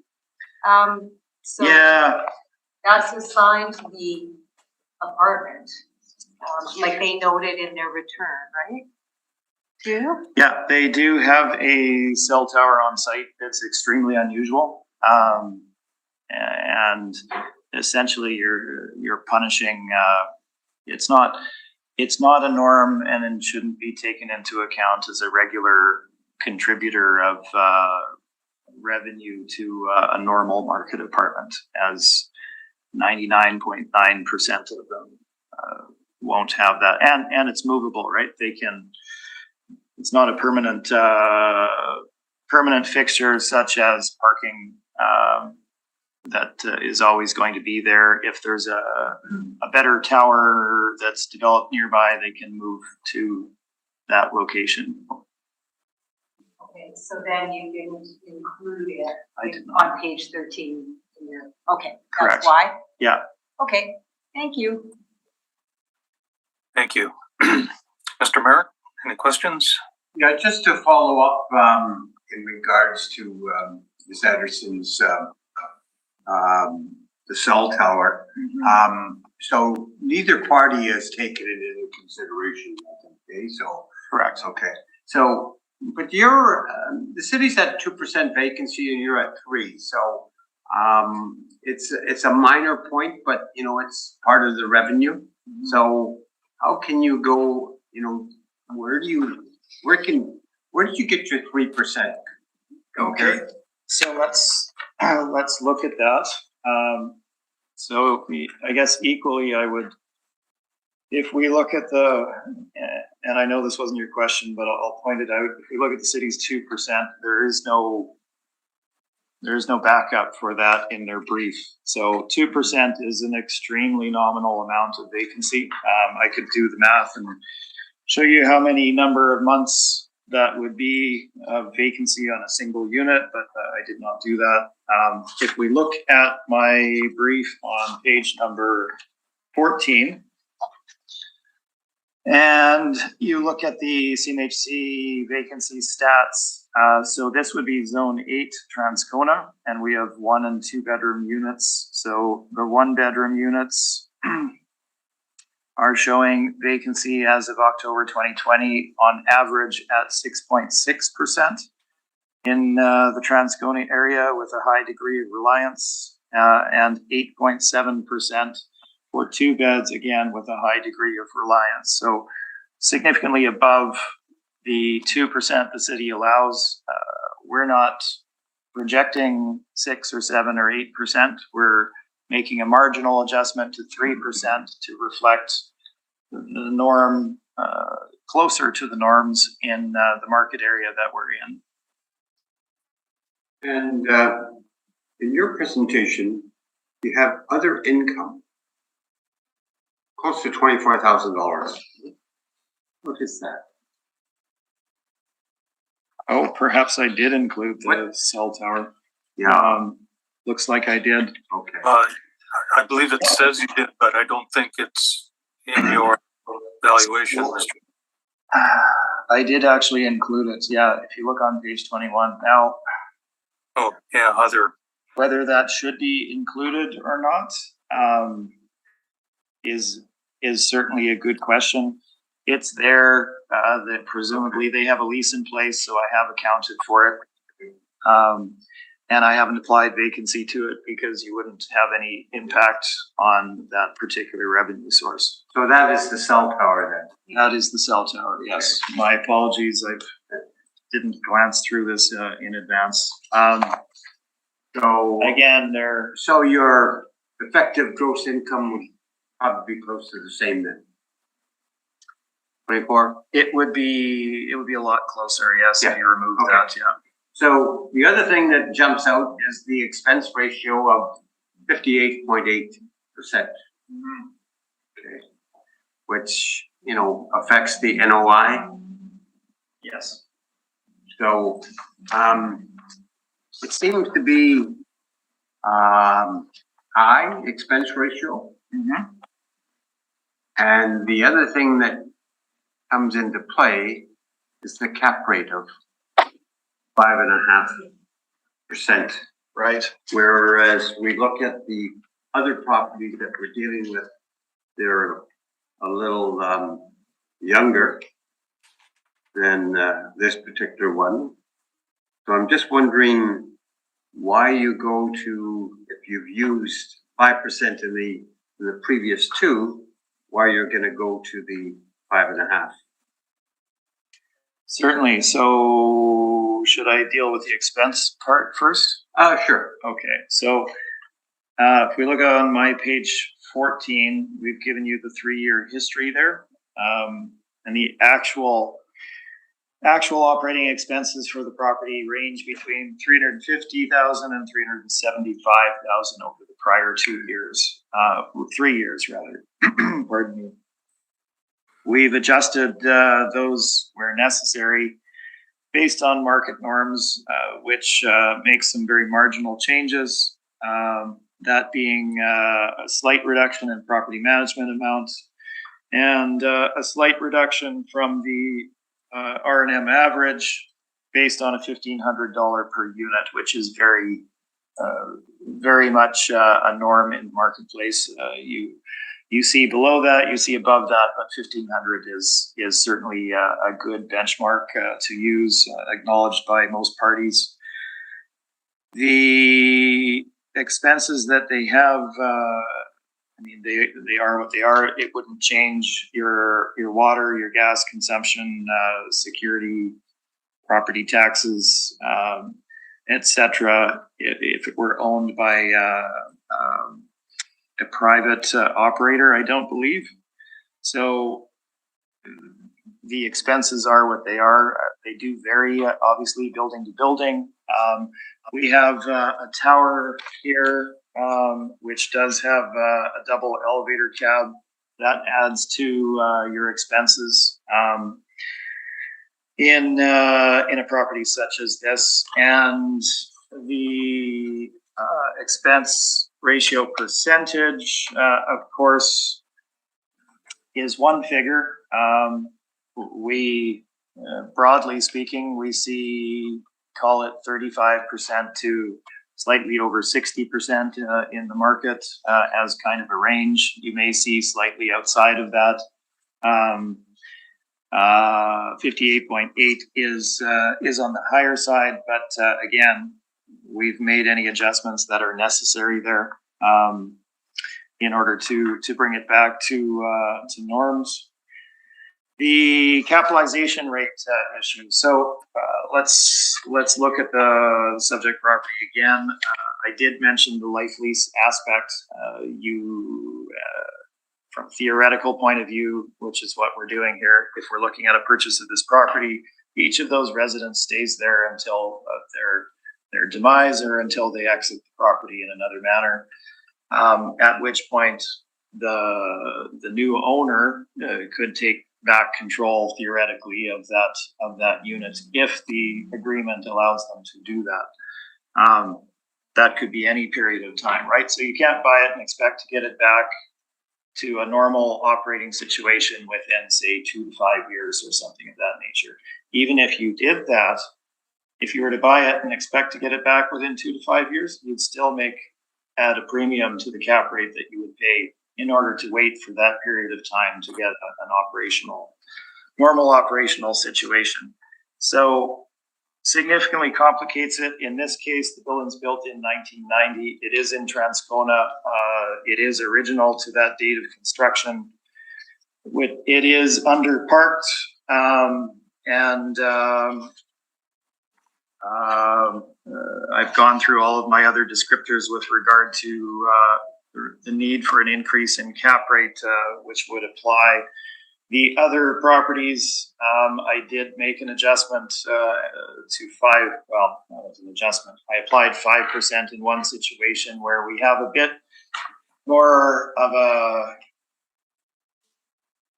premium property situation, somewhat, where I didn't feel it would be appropriate to take into account all of the factors that one normally would on a property such as that. So that is why I applied the lower cap rate of 5% in that situation. That was that Devonshire or the one before it? I can't recall right now. In any case, that I guess would be my overall reasoning behind the capitalization rate, as well as the commentary with regard to nonprofits. All right, Mr. Smith, thank you very kindly. Thank you. Thank you, Mr. Smith. I have no questions. So, desire for a summation, Mr. Assessor? I'm okay, thanks. Thank you, Mr. Smith. Summation? Well, thank you. Thank you. we'll move on to the next item on the docket, number 4, which is 1395 Molson. When you're ready, Mr. Assessor, we'll hear your evidence, please. So we have file number 223689, roll number 0400726365, roll year 2023, assessed value 725,000, classification 20, liability is T, taxable. We have one building with 3 stories, and it was built in 2004 with 32 suites, and then you could see the indoor parking 32, the outdoor parking 16. This one located on Molson Avenue. There's by McLeod, so there's a little roundabout there. It's just on the southwest corner, or southeast corner. We go to page 4 again. This is another life lease property. The model rent we're giving is $1236.50, with the gross potential rent being $474,816. Effective gross income $459,622. Expense ratio 43.95% for our net operating income of $257,618, and using a capitalization rate of 4.5%. So we're going to move forward here. Again, page 5 will just present us with the rental comparables of similar type of properties. So you could see here where that falls in line with the average monthly rent per unit.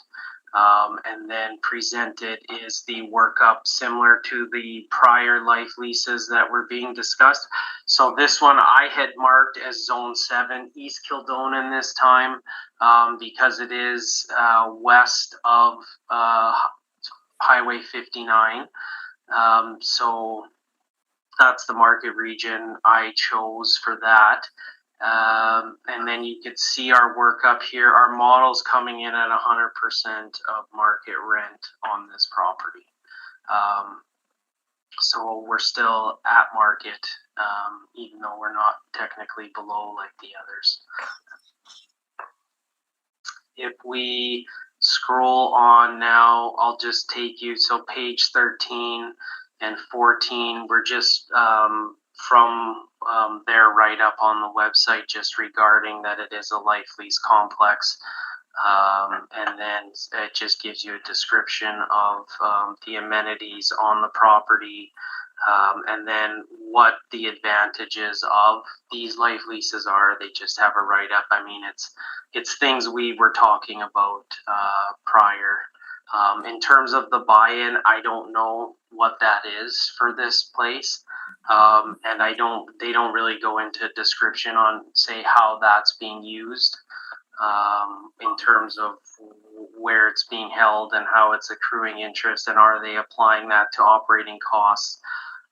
So page 15, I did do a workup, but you know, since we've been talking about how these things should be managed, I just want to disregard this altogether. So if you want to remove it, just to remain consistent on our end from property to property, I don't really want to get into the fact that, well, I'm using a workup now, but I didn't on the other ones. Because I'd prefer this being more about how the model is just showing that we're coming in at market level for this property. So you can just strike off page 15 if you like. And just one moment. Any objections to that, Mr. Smith? No, that's fine. Okay, fine. We'll disregard page 15 then. But please continue, Mr. Assessor. Yeah, thanks. It was just a matter of remaining consistent of how we're approaching the valuation here. And then just, again, page 16, 17, 18, I just applied the financials of the property. I mean, I don't know, again, if there's really any relevance to that, because we're not approaching it that angle in our valuation here. We're basing it on just a purely market level. So that would conclude my presentation. Thank you. Mr. Smith, questions of the assessor? I have no questions. Thank you. Ms. Anderson, questions of the assessor? I have no questions. Thank you. Thank you. Mr. Merrick, any questions? Hello, thank you. Thank you, and I have nothing. So, Mr. Smith, when you're ready, we'll hear from you, please. Okay, thank you, Mr. Chair. So 1395 Molson Street, as the majority of our properties here today, it is a nonprofit seniors facility, and this is also a life lease situation as well. As with the prior two, possibly three properties, forgetting which ones we've done here now. If we look at my page number 3, you have some background with regard to the subject. So 2023 assessment is $5,725,000. This is an increase from the reduced assessment from the 2020 year, reduced at the Board of Revision to $3,961,000, not under appeal at the Municipal Board. We're looking at an increase of $1,764,000. That's an increase of 44.5%. This is certainly not standard in terms of any kind of average that we would see in the marketplace over that span of time. So something to keep in mind as we move forward. We also have 2 prior years under appeal at the Municipal Board, as indicated. Built in 2004, it is a seniors nonprofit life lease facility, and we have a total of 31 units, 29 being 2 beds with only 2 one-bedroom units. The structure itself, you can see from the photos beginning on page 4 through page 5. As well as some common areas. It is original to its construction date of 2004. They have not been renovated or upgraded. And we have some further description of the property on page number 8. Again, we have a situation where the parking available is lower than a typical situation in the market. 32 units. We have a total of, we have an indication of 18 stalls we have indoor parking of 32 plus exterior, of 16. I was misreading my notes here. We do actually have a norm as far as parking for the subject property.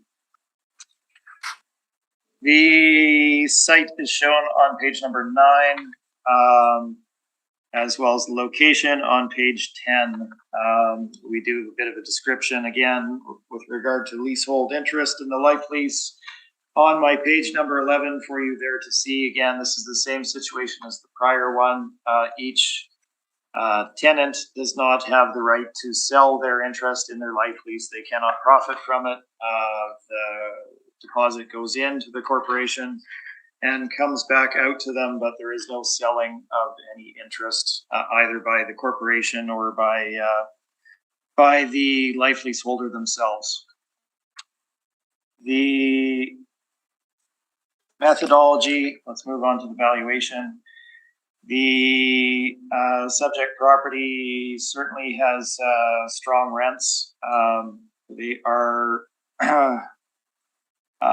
shown on my page number 12, just above the CMHC stats. We're looking at 1062 for 1-bedroom units and 1232 to 1595 in a rare instance for the 2-bedroom units, giving us a gross rental income of 533, 549. I don't think this is going to be in dispute, so we did not make any adjustment. I will state that we're probably looking at slightly above the market norms for East Kildonan, 1062 versus 1005, 1237 versus 1232. So somewhat in line with the market averages there for the subject area. We can move on to expenses. I'm going to make an adjustment here. I was considering this as part of Transcona. I now see that it's in East Kildonan. So I'm going to make an adjustment in the vacancy allowance that we use to 3.2% to better reflect market value. Similarly, we don't want to be treating property artificially artificially beneficial to it. So we're reducing our vacancy from 5% to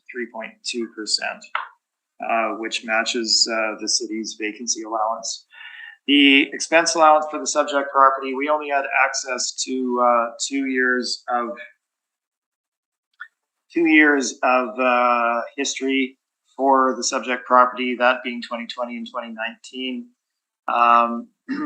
Without a standard kind of breakout of that information.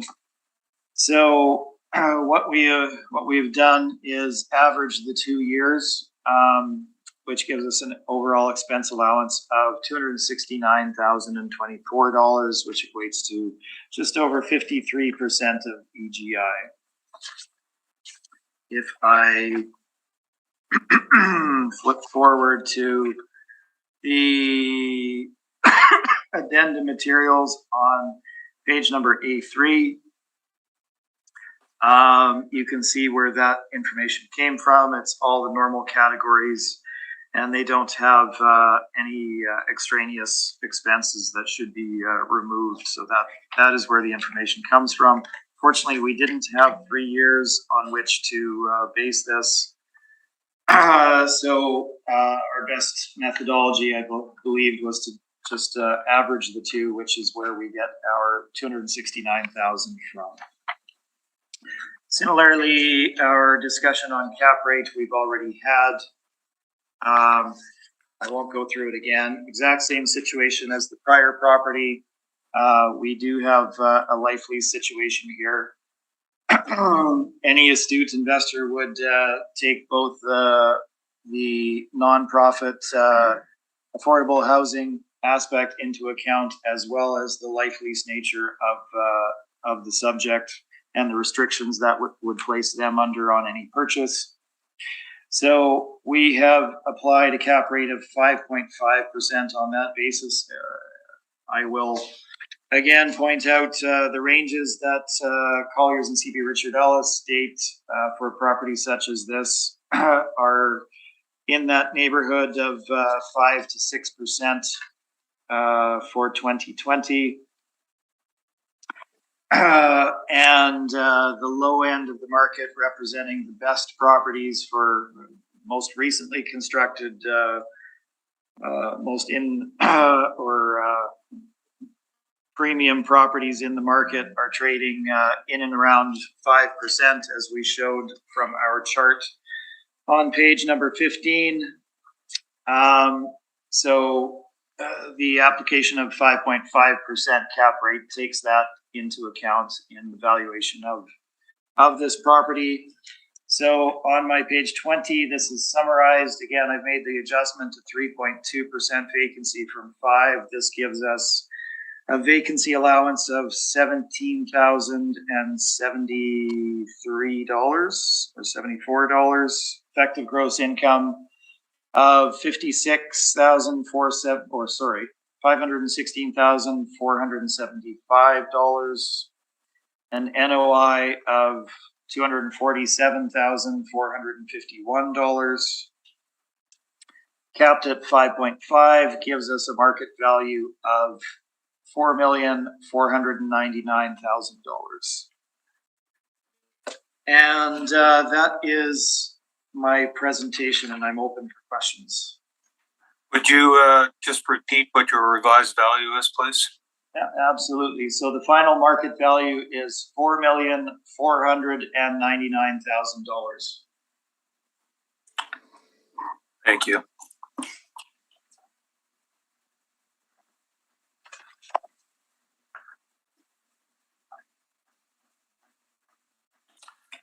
Mr. Michalak, questions of the applicant?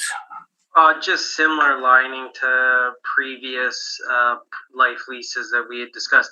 Do you so Trevor, you don't know what the structure is of this life lease, like what they do with the down payment that they get? You wouldn't know any of that information? Well, I've described the general process of how life leases are developed and operated, and it would hold true with the subject property. And again, the issue with regard to that is somewhat irrelevant to market value. That the theory that we've used in developing the market value, we're attributing an excess focus on that particular aspect, I would suggest. So this value, 533, 549, that's their annual income from rent. That would be though after the discount has been applied, right? To achieve that number on your A1 addenda when you're looking at their income statement? If there was any discount that would be applied, it would, yes, it should be taken into account there. Now, I've looked at the rent, and these are very strong rents, certainly. They're either at or slightly above market averages for the area, so I wouldn't suggest that would be on the low side. So would you lead this to believe that you could say this would be a pretty desirable property then? No, for the reasons that I've stated. Okay, no further questions. Thank you. Ms. Anderson, any questions for the applicant? I have no questions. Thank you for your presentation. Thank you. Mr. Merritt, any questions? No, thank you, Mr. McPherson. I just had one question. I noticed that there's no parking income on this property where you previously had parking income on some properties. This one has underground parking and surface parking as well. They have, each unit has an underground stall assigned to them and taken into account in their rent. And again, if we look at the rents that they're paying, they're either at or above market averages. So that's probably appropriate in the overall valuation. So the market averages, do they usually include an underground parking stall? Well, let's look at the bigger picture here. The city's average methodology and what they do, not their average methodology, their methodology in arriving at their gross potential rental income takes into account all sources of revenue, that being laundry, parking, those being the two main ones, sometimes some storage. So their 474,816 would be inclusive of all of that. We're starting out at 533, 549, inclusive of parking as well. So we're already above what's projected by the city. Okay, I thank you. Desire for a summation, Mr. Assessor? No, I'm okay, thanks. Thank you. Mr. Smith, desire for a summation? No, I'm fine. Thank you, Mr. Chair. Thank you.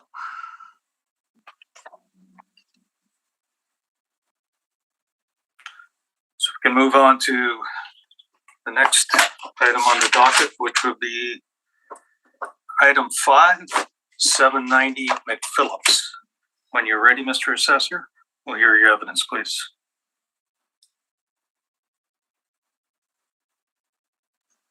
Okay, we have roll number 22-2822, file number, roll number 140-312-64000.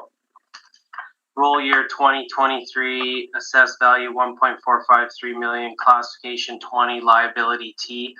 I just want to fast forward to, we do have a recommendation here on this property. You could see on page 2, so it's to drop the assessment to 1.327 million from the 1.453. Okay, Mr. Smith, were you aware of this recommendation? Yes, I did hear about it this morning. And are you in agreement with the valuation? So, as can we look at page number 11 of the city's brief, just briefly? Yeah. I would be happy to be in agreement with the recommendation if a nominal amount of vacancy was applied to the valuation, which would be applied in all valuations. So if you want to put 1% on it, I'd be happy to accept that value. So can I just ask, so I see about the vacancy, just on page 14 of my brief, they show an annual income from their rent at $173,808. And the amount that I used in calculating the effective gross income was $171,840. So that would lead me to believe, like, when I'm using their effective gross income, it says their residential apartment suite was $165,265 on their income statement, and then the parking being at $6,500. So when I use that effective gross income of $171,840, I was the vacancy's already been applied through that figure, because when you look at just what I had said about page 14, with their total is, their gross potential is actually 173,808. So I just don't see a reason that we need to further adjust more vacancy on it. Okay, may I have a moment? I hadn't seen that particular section yet. Yeah, Okay. certainly. Can we take a 5-minute break then, and give Mr. Smith an opportunity to review the recommendation? Yeah, for sure. Thank you. If you would, please, Mr. Lund. You're live. Thank you. I'll call the hearing back to order. We had a brief recess while Mr. Smith was given an opportunity to review the recommendation. Mr. Smith, having done so, are you in agreement with the recommendation of the value? I have had the opportunity, so I do see where you're coming from there, Mr. Mikulik, now, and looking at your stabilized valuation on page 11, cap rate of 6.05%. Yes, I'm prepared to accept that recommendation. Thank you. Mr. Mikulik, as far as the evidence that's provided, it's your revised workup on page 11, is that correct? Yes. Okay, thank you. Any questions or concerns, Ms. Anderson? No questions for me, thank you. Questions or concerns, Mr. Merritt? No, thank you, Mr. Chairman. Okay, and I have nothing further. Thank you.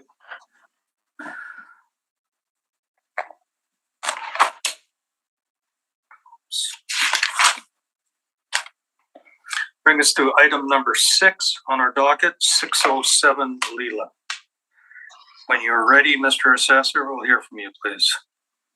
Okay, so we have file number 223668, roll number 110507-78300.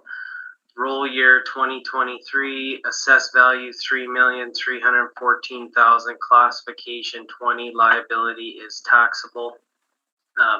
So you could see where it's located here in just on the north side of Leela, west of McGregor, in between McGregor and McPhillips, close to Garden City Shopping Mall. And if we scroll further, so there was a sale in 2017 for 3.1 million. And our income value summary now here on page 4 will just show where we are at for the total number of units is 30. It's a 2-bedroom, 24 units, 1 bedroom, 5 units, bachelor 1 unit. Gross potential rent 344,426, not 3 million. Effective gross income 329,960 with an expense rate of 51.79% gets you at our net operating income of 159,074 and our cap rate of 4.8%. You could see here on page 5 the rental comparables of other similar properties in the vicinity. So you could see here where the average monthly rent per unit falls in line with the other ones. And if we keep going, we discussed capitalization rates. If we want to take you to page 11, so I have provided for you the workup just to show where we are with the stabilized expenses and effective gross income, giving us a net operating income of 178,904. Our model's coming in lower at 159,074. And then I had just attached here some of the pictures that I could find regarding the subjects. So we feel pretty good with the model being, almost 20,000 net income lower than the subjects. So that will conclude my presentation and we can open for questions. Thank you.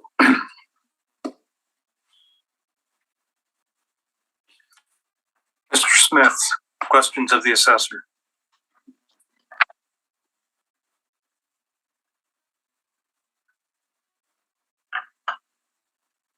I have no questions. Thank you. Ms. Anderson, any questions of the assessor? No, I have no questions. Thank you. Thank you. Mr. Merrick, any questions? I have none, Mr. Chairman. Thank you. And I have nothing further. So when you're ready, Mr. Smith, we'll hear from you, please. Okay, thank you, Mr. Chair. So I will just point out, and again, this is accurate. I've reviewed it. If we look at the city's page 11, there's no accounting for vacancy in the figures that are provided there, which would obviously change the final net operating income. So that should be taken into account when considering that particular information. Let's move forward. 607 Leela. So this is a market apartment. It's not a nonprofit. It's not an up-life lease or anything of that nature. And we can jump right into our valuation. The subject property, page number 3, you can see the background on it. We are under appeal for both 2020 and 2018 for the subject property with the municipal board based on the board of revision decisions. The property was built in 1984, total of 30 units, 24 2-beds, 5 1-beds, 1 bachelor. The description of the property is shown on page number 3. And you can run through that if you wish. It's in generally average condition for the marketplace. And the description is there for you. There is no elevator on site. It's all stairwell access. Photographs begin on page 4 through page 5 into the actual units on pages 6 and 7, as well as 8. So again, we're not looking at premium rental property here. It is of an average nature. The site is shown on page number 9. It is in West Kildonan, between McPhillips and McGregor, on Leela.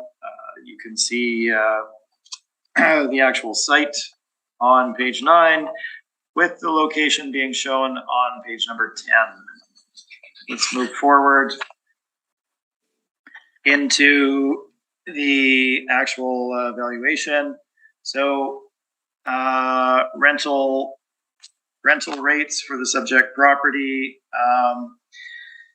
We have a 2020 year end based on full occupancy of $308,888. That is prior to any vacancy. So that is 100% full occupancy, less any required discounts. Now we'll get into that when we look at the IME. But again, that is full occupancy. Overall average rental rate is $858.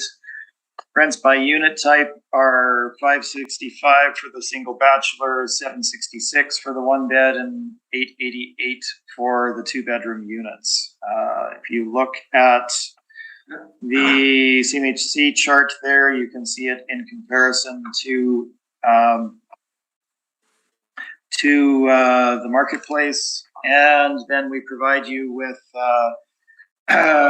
some market comparables in a chart on page number 13. So we're looking at bachelors, 1 beds, and 2 beds. So are these rents outside of what is achieved by similar properties in the market? Well, let's have a look at that. So we have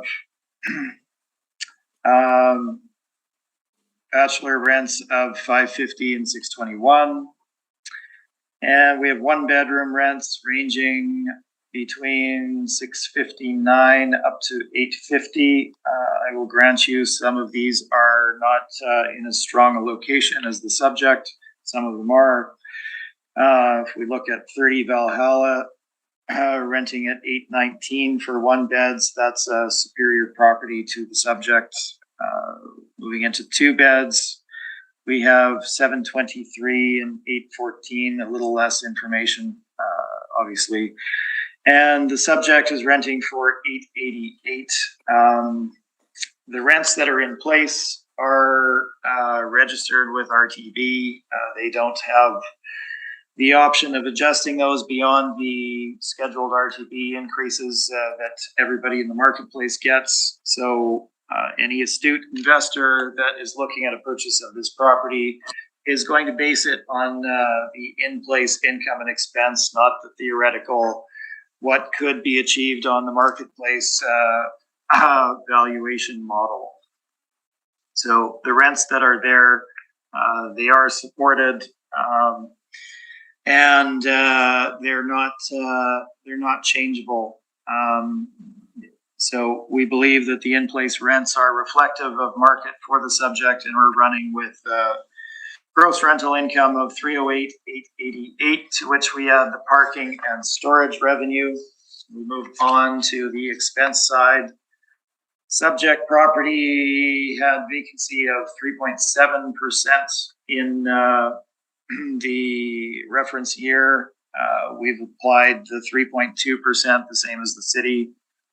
And we have a single year of expenses, which were $132,143 in 2020, which is what we're using in our analysis.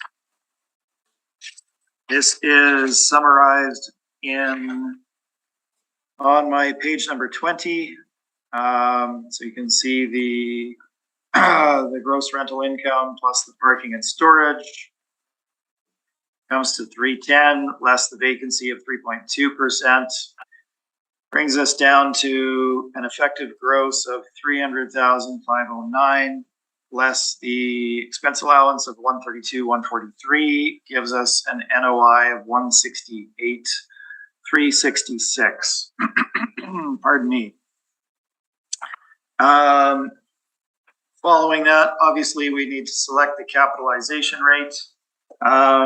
We've applied what we see as the low end of the market range for a property such as this at 5.25%. Happy to get into further discussion of cap rates if anybody wishes. I think we've probably covered that enough. If we look at page 15, our range for normal market apartments is in that 5.25% to 5.75% range. We're at 5.25%. The subject property was built in 84. It's not new. It's not premium. That's certainly a fair application of cap for the subject. And using that with our NOI gives us a final market value of $3,207,000. I'm happy to answer any questions. Thank you.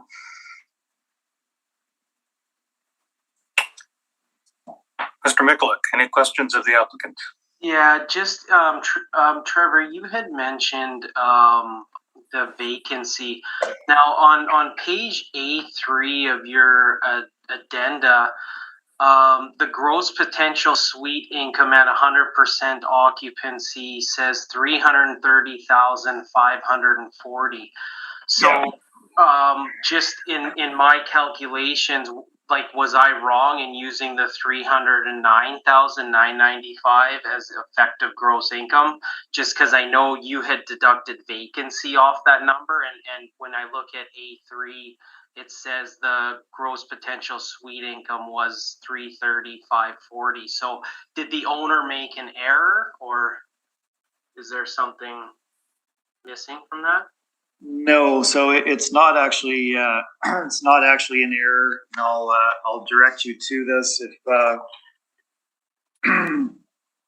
If you look at page A3, what you're looking at there is the rents that are registered with RTB.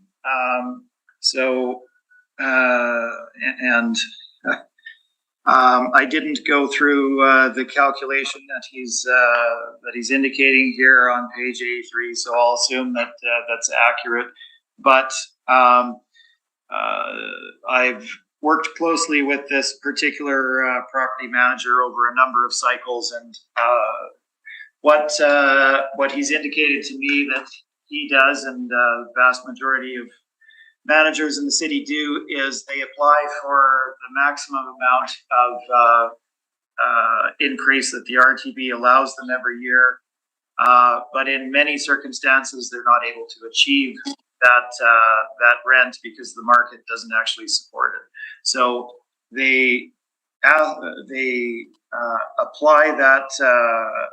apply for that increase on a yearly basis as allowed by RTB, but they don't necessarily charge it. So that's what the delta is there. Okay, so what would be their gross potential suite then at 100%? It wouldn't be 330,540? It would be the 308 that I'm indicating in my valuation. Okay, so just from our end, you could see where it would be confusing for me when I'm making my calculation and I'm trying to, decipher, like, oh, did he already factor in the vacancy? Or I'm assuming I should say they already factored in a calculation in terms of that amount. So I just wanted to just clear that part up. Fair enough. Yeah, absolutely. I understand that. Okay, and then just if you do work with this person going forward, for them to just put what the actual gross potential is, not the adjusted RTB, just because it makes it easier going forward with these appeals. Okay, fair enough. Yeah. Other than that, I don't have any more questions. Thank you. Ms. Anderson, questions for the applicant? Just in regards to that, then, the landlords are registering those rents at RTB as a certain amount. And then if they're discounting the rent to attract people into the building, that's what you're meaning, or there's vacancy. It's not being adjusted. What they're showing on their return is actually their registered rents, RTB, not what they're achieving. It's the amount that they could achieve if they were able to charge that. That's right, in that particular slot. So I'm looking at my page A3 here, and that is what that represents. That's the maximum that they could achieve on the market, but they're not actually. Okay. And just in regards to the number of parking stalls there, he's indicating 50, or they are indicating 50 on their return, and I understood there was 43. That's what we have on at assessment. That's what's recorded. Yeah, I had 43 as well. I haven't gone around and counted the parking stalls, I'm afraid. Yeah, because he also makes, or they make a note, 1 extra stall parking included in the rent. Well, have I accounted for parking revenue here? So we did have parking revenue of $360 included in the amount in our evaluation. So I guess they do include 1 stall per unit. And then if you want another one, you pay additional costs. Okay, that's all my questions. Thank you. Mr. Mayor, questions? Just one question, Mr. Smith. I guess the last go round, this particular appeal, is that the municipal board? It is correct. Okay. All right. That's all the questions I have. Thank you. Thank you. I just had I'm just curious why, I think you said that you've worked with this property manager in the past, and the property sold in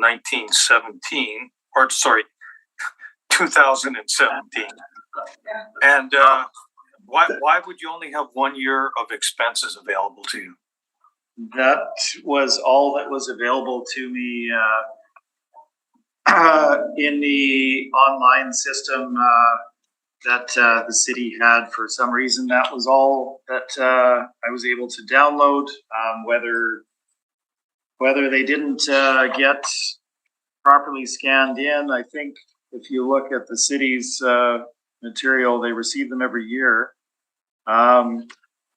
So it is a situation I've encountered with other properties where you get part of what was submitted to the city that's scanned in, not the entire thing. The timeframes that we operate within sometimes don't allow additional time to get all of the relevant information. I see. Okay. Because I mean, ideally, you'd like to have a 3-year average or a 2-year average that you've used in the past, correct? Absolutely. Yeah, but not available. Okay. That was my only observation. Desire for summation on this, Mr. Assessor? No, I'm okay. Thank you. Mr. Applicant? No, thank you. Thank you.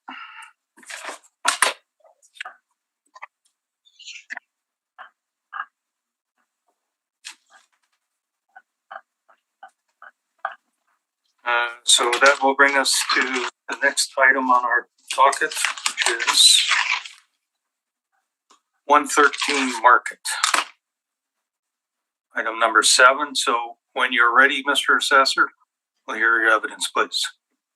Okay, we have file number 22-2227, roll number 130-7003-0300. Our roll years 2023, assessed value 2,611,000 classification 80T. We have two buildings, number of stories in the 1 to 6 story range. The effective year built and actual year built ranges a little bit between 1929 to 1958. This is an older building. Now, I didn't throw a location map in there, my bad. But if you just want to, I'll point you, you could go all the way down Market Street to Bertha here, just outside your doors, and it's on the left-hand side. Just so for reference, if anybody's wondering where Market Avenue. So the buildings are older. So we have our income value summary here on page 3. This is another life lease situation. So we have the average monthly rent at $823.71. You could see where our gross potential rent comes in, $276,767. Effective gross income, $263,759. Our expense rate is 47.53%. Net operating income, $138,394, and a capitalization rate of 5.3% to get our value. You could see here on page 4 just the summation of rent comparables, where the property would fall in line on an average monthly rent per unit basis. And again, as being consistent with the life leases, the workup that was done for the average, the weighted average, just using the construction year, I use pre-1940. I know there was some overlap on effective year built, but I wanted to just, we'll give the benefit of just going on the lower end of this one for comparison purposes on the rent. Zone 2 Centennial, you could see on page 6, the average yearly rent potential is $330,780. Our model is at $276,767. So we're about just over 16% below market rent on this property here.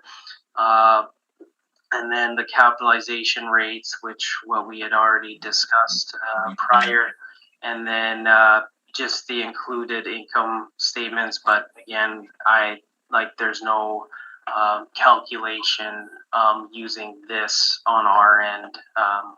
We compared it to market, so we feel like we're reasonable from an assessment perspective here. So that would conclude my presentation.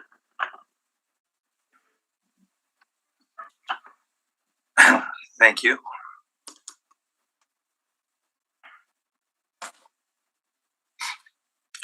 Mr. Smith, questions for the assessor? Just the one, I guess, and really, I guess it's similar to your question about understanding the rents. I'm just seeking to understand the wrinkles in the model here. So when I look at valuation of the subject property here, so we have a property originally built as a warehouse in 1910 through 1929 with a small addition. The cap rate being applied here is 5.3%. So then that's a converted warehouse into multifamily. And when I go back a couple of properties here, and I'm not comparing assessments, I'm looking to understand the model. We have a property at 790 McPhillips, standard 2.5 story walk up, built in 1969, that has a cap rate of 6.05%. So I guess I'm just trying to understand why the model for a property such as this, with obviously the age issues that it wouldn't have a different cap rate or a higher cap rate, or why the 5.3 was applied, I guess. And you may not be a fair question because you're not the modeler. I understand that. Yeah, I could just sort of touch on though to the extent of when we are looking at cap rates, we are taking like encapsulating a lot of the risk already in the rent by being so well below market that because that's going to pull the net operating income down, there's going to be a little bit less to say capitalize on. So from that regard, when I do look at the cap rate, I don't see it being too bad because we've already gone so low on the rent relative to when we compare like CMHC market. Okay, so if we were to look at, let's just look briefly then at that market workup that you've done there. So I guess that's pages 5 and 6 of your brief. So the Centennial Market area, that would include everything north of the Assiniboine River through a portion of the downtown, I guess. So it would be all the high rises, all of the new development on waterfront, etc., that would be taken into account there. That is correct, but again, I know where we're going. That is also why we use another one to back the averages where I went pre-1940 construction, so that we can at least get a more fair weighted average picture, because I see where you're coming from totally. Yeah. Where you're saying that area is encapsulating all these other properties that might be like higher end per se, but I've also went in and included and went lower by going pre-1940 to really sort of reflect that, hey, look, our model still comes in low. So that's how I would answer that. That's fair. So if we look at the pre-1940, the delta would be significantly different, I guess, right? 294 versus 276. So we came in at are we looking at what number when you say 274?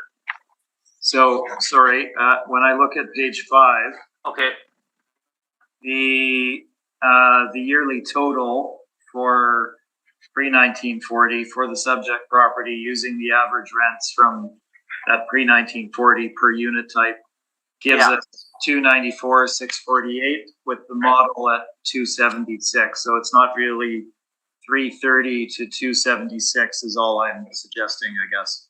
I mean, fair. If you want to make that point, I try to be as consistent as possible when doing these life leases. So if we're using CMHC market data from property to property, it's been the exact same. So I mean, I know there's no concrete way for these life leases to say, hey, this is what we're using. I would rather just blanket them and say, hey, we're consistent here from property to property in terms of how we're approaching the value.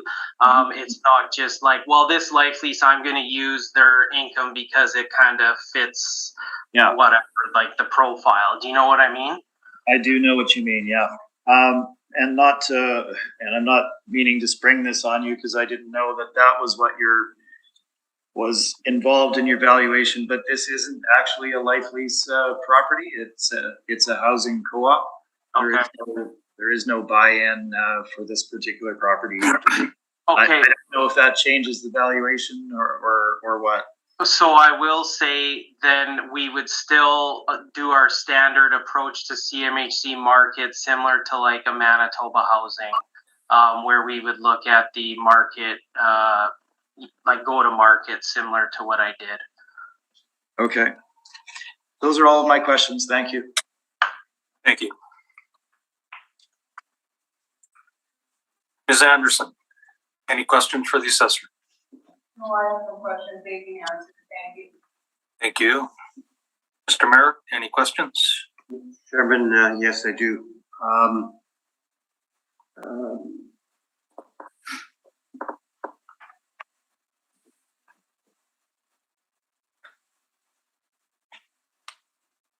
Talked about indoor parking stalls, 6.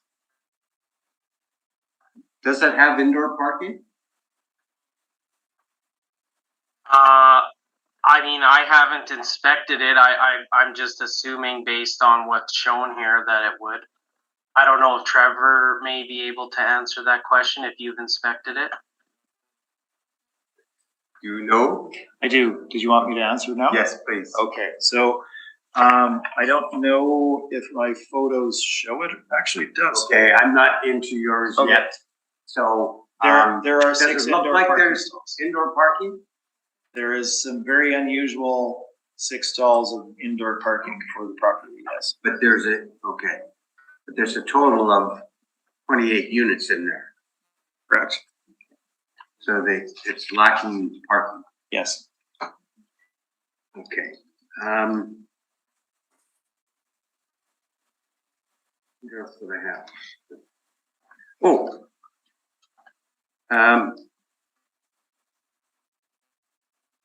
Recollect, maybe this is an unfair question, but Mr. Smith had talked about a co-op for this particular building. Do you know anything about that? Like, it's not a big lease. Well, so this is the thing. I'm just sort of struggling. When I search this property, it takes me to a life lease website, and maybe that's just the domain name. So I was kind of unsure. I do know, like, just looking ahead, I know at Trevor's brief, it does say seniors nonprofit multifamily life lease housing. So I don't know, like, whether it is or isn't. I'll trust Trevor in saying that he knows that it's not a life lease. But answering your question about a cooperative, is it about how we would approach the value, like the valuation of it? Is that what you would want to know? Justin, it's okay. I'll let Mr. Smith have his presentation and I'll question him in that regard. All right? Okay. Yeah. So Mr. Chairman, I don't think I have any further questions. No, thank you. Okay, I thank you.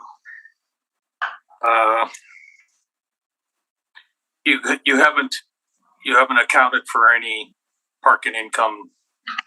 The model includes all the value from that. Is that correct, Mr. Yeah, Assessor? like mass appraisal models will so what, like, and just when we're looking at the model itself, people need to remember this is a mass appraisal model that we're using to now compare site specific appraisal. So when we're coming up to a property like this that is a cooperative, we just kind of look at it and say, okay, if we went to CMHC market, what would be the gross potential rent of that property compared to what we're coming in at model? Now, in terms of the individual line items that would go into our model, I don't exactly know. I would assume that there is an element of parking that may be applied to that, but I mean, I can't answer that. Okay. Because we're just, at the end of the day, we're trying to look at it and say, okay, our model coming in from a market value mass appraisal perspective of where does this compare in terms of site specific, you know? So your value in the property as if vacant, that it could be marketed on the open market, correct? So for these type of properties, yes, which are the housing co-ops, because you can't really use their net operating income. A lot of stuff subsidized. The expenses tend to run higher. So that's where we come from our valuation. And then so typically what would happen is, like I had explained previously, we'll come in lower on the gross potential rent right off the bat to reflect that, hey, we are reflecting that this is a nonprofit type housing. Like it's very similar to how we approach all of them when it comes up to appeal. Thank you.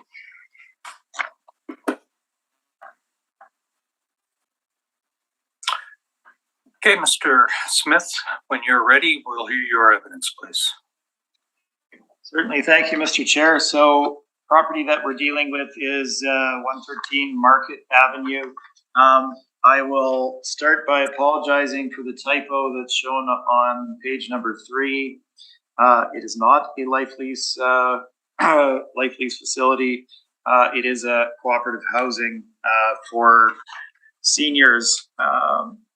Is the intent of it. Just to explain the confusion life lease wise, aside from my typo on page 3, Murdoch Management is a major property manager for nonprofits in the city. They handle both life lease properties, cooperative housing, other forms of nonprofit housing that are out there on the market. Their actual website is lifelease.ca because a significant number of their properties are life lease properties. So that may contribute to the confusion with the city there. Just to clarify that, it doesn't mean that all of their properties are life lease. And again, I apologize for my typo on that page. I didn't catch that before it went out. Property is, as you can see, photo on the cover page was actually taken by my assistant from our office window, as it's directly across the street from our office location at the end of Market Avenue. It's not waterfront. It does front on that kind of nook of Market that has waterfront drive between it and the riverside. So what are we looking at here? So subject property was an industrial warehouse, originally built in 1910. That's the main part of the property. There is a very small offshoot on the, I guess it would be the west side, which you can't see from my photo, that would have been constructed in 1929. This is where the issue of the 6 underground parking stalls comes into play.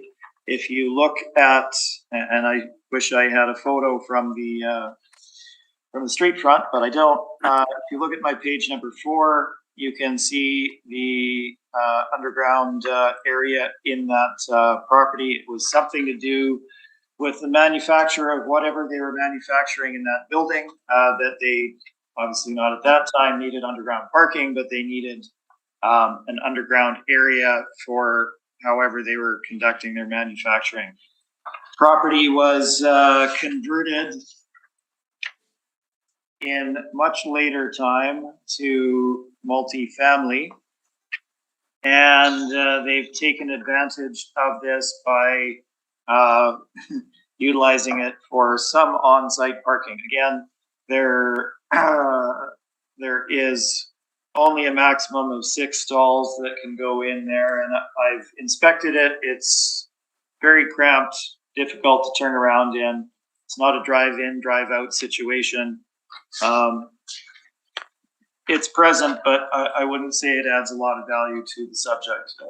Again, we're looking at 6 stalls for a total of 28 apartment units. So let's look at the subject property itself. We're looking again at a conversion of a warehouse building into multifamily space, nonprofit multifamily space. It would be certainly well below average in terms of the build out, size of the units, condition, etc. Let's look at the photos beginning on page 4. You can see the accessibility ramp put in on page 5 in order to access the property. Some damage in the hallways, and some of the hallway systems on page 6. Again, just open concrete with the support structures coming up through the hallways, as you can see on page 7, also in some of the units. The units themselves are on the small side. They're all unusually shaped in general. They fit the units in as best they could into the existing space. The finishes are certainly utilitarian and well worn. So it would be a below average condition for a property that was never intended for this use in the first place, as you can see from the photos. Site is shown on page number 10, as well as with the location on page 11. In total, we have 28 units, 11 2-beds, 16 1-beds, and 1 bachelor. And the zoning for the property is C character. So not your standard RM zoning. So how do we value this? Well, let's look at whether their in-place rental rates are reflective of what they might get on market. So again, we have undersized units that are in poor condition and are converted from a warehouse use. It's not really a brick and beam building that has been well renovated and with nice amenities put in or anything of that nature. It's an old warehouse building, very basically converted to a cooperative housing use. So beginning on page 13, we can look at their actual charges. When we look at the revenue that they bring in, their rental charges plus subsidy, they come to $238,980. That is below what we are ascribing to the property for gross rental revenue. The current rental structure is shown at the bottom. Now, the rental charge per client, or rather per occupant, is done on a rent geared to income basis. The property being a nonprofit co-op, they provide housing to those in need, and they pay based on their ability to pay.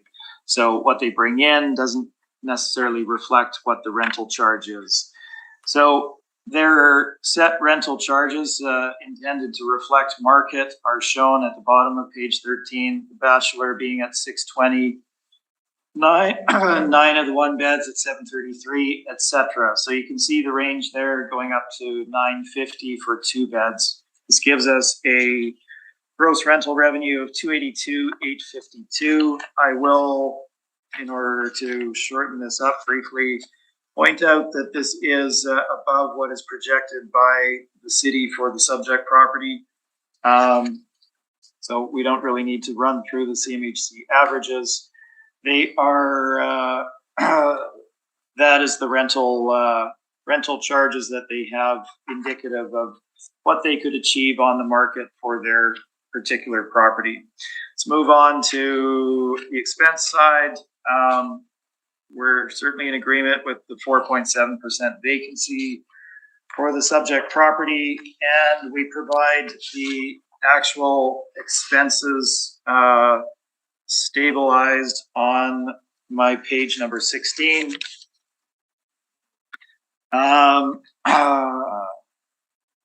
We ran into the issue where the property management had submitted their income and expense to the city. Not all of it was scanned and properly reflected on there. And again, given the time constraints that we operate under, we were not able to obtain the originals in time for the report. We look at my page 16, you can see that the 2019 and 2020 years indicated operating expenses of $468,344 for 2019, and $219,330 for 2020. Certainly above what is shown below on the 2-year stabilized history that we had from the prior cycle. So I had no ability to break those expenses down further and do a stabilization.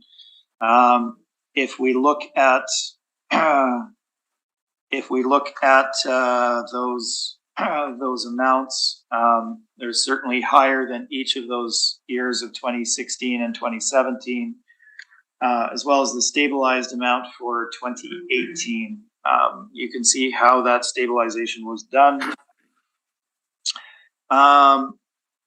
All that being said, have expenses gone up or down since 2018? Generally, they're trending up. You're not going to have lower operating costs generally. Gas is more expensive, electricity, et cetera, et cetera. Insurance is always going up. So while it's not ideal, what we have done in the absence of any better methodology, we have used the 2018 stabilized expenses of $136,339 in our valuation. You can see how that was done on page 16. Happy to answer questions about that if they arise. And the overall expense allowance of 50.58% is certainly well within the norms for market apartments. And when we take into account that we're dealing with a 1910 property that's been converted to multifamily use, it's certainly not out of the realm of what would be applicable to the subject. So let's move on from there to capitalization rate. I've done my spiel with regard to social and affordable housing. We all know the issues that would be present for purchase of such a property on the market if that were possible. It's a theoretical exercise that we're looking at what market apartments trade for, in then making adjustments based on the subject property and the factors that should be taken into account in determining an appropriate cap rate for nonprofit properties such as this, in addition to the physical nature of the property. So I'm not going to go on at length here. We have cap rates ranging from 5 to 6% from the major brokerages. We have a normalized cap rate range of 5.25% to 5.75% roughly for standard market apartments, with a range of 4.95 to 7.9%. What would a property such as this achieve on the marketplace? And I would suggest to you that it would be no lower than 6%. I'm being conservative at 6% in my valuation. It's in poor condition. It's got smaller units. It's kind of jerry-rigged into a structure that it was never intended for. So we're applying a cap of 6% to our valuation. This gives us our final market value of $2,220,000. That's summarized on page number 22 of my brief.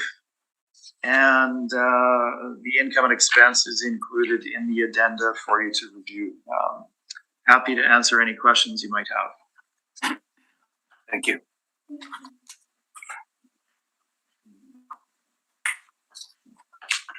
Mr. Mikulik, any questions of the applicant? No questions. Thank you. Ms. Anderson, questions of the applicant? The only question I have is in regards to the submission from the property at the end of your document there, where it indicates the total income is $238,980 for 2021. Yeah. So that's including the subsidy amount, right? That they receive that's all the units. Yeah, that's the total revenue that they get, inclusive of the actual rent geared to income revenue that they bring in, plus subsidy, gets them to $238,980. If you flip forward to A3, you can see what their projected market rents are, which are higher than that, which is what we've used in our valuation.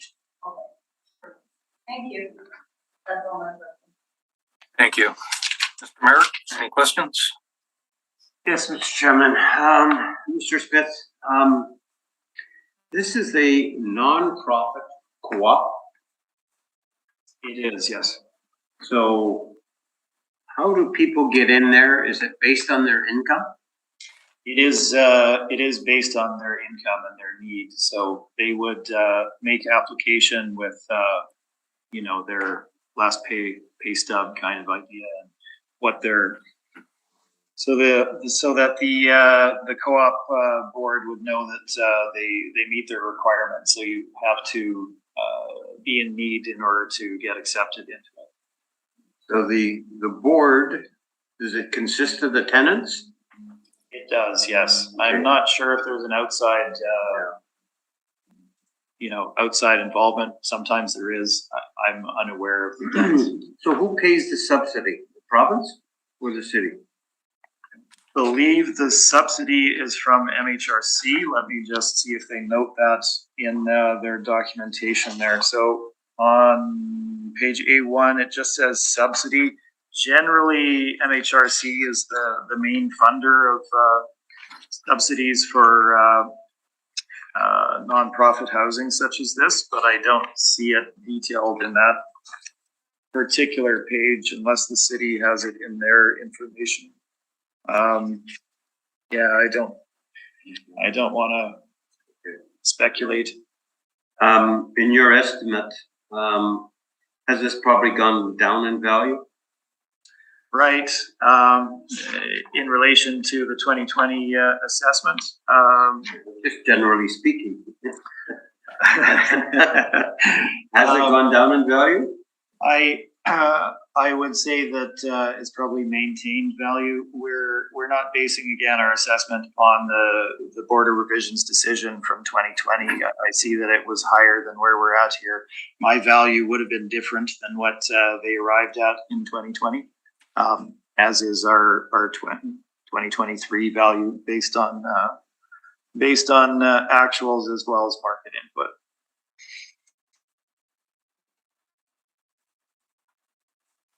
In fact, I may have included the board decision. I'm not sure. I could provide it. And you figured that the 6% cap rate is applicable to the subject? At a minimum, yes. All right, I have no further questions, Mr. Chairman. Thank you. Thank you. Just curious, I don't see any sale listed on here. How did the Prairie Housing Cooperative acquire this property? Do you know? I'm afraid I don't have that detail, but it did take place some time ago. Okay. That was just out of curiosity. So,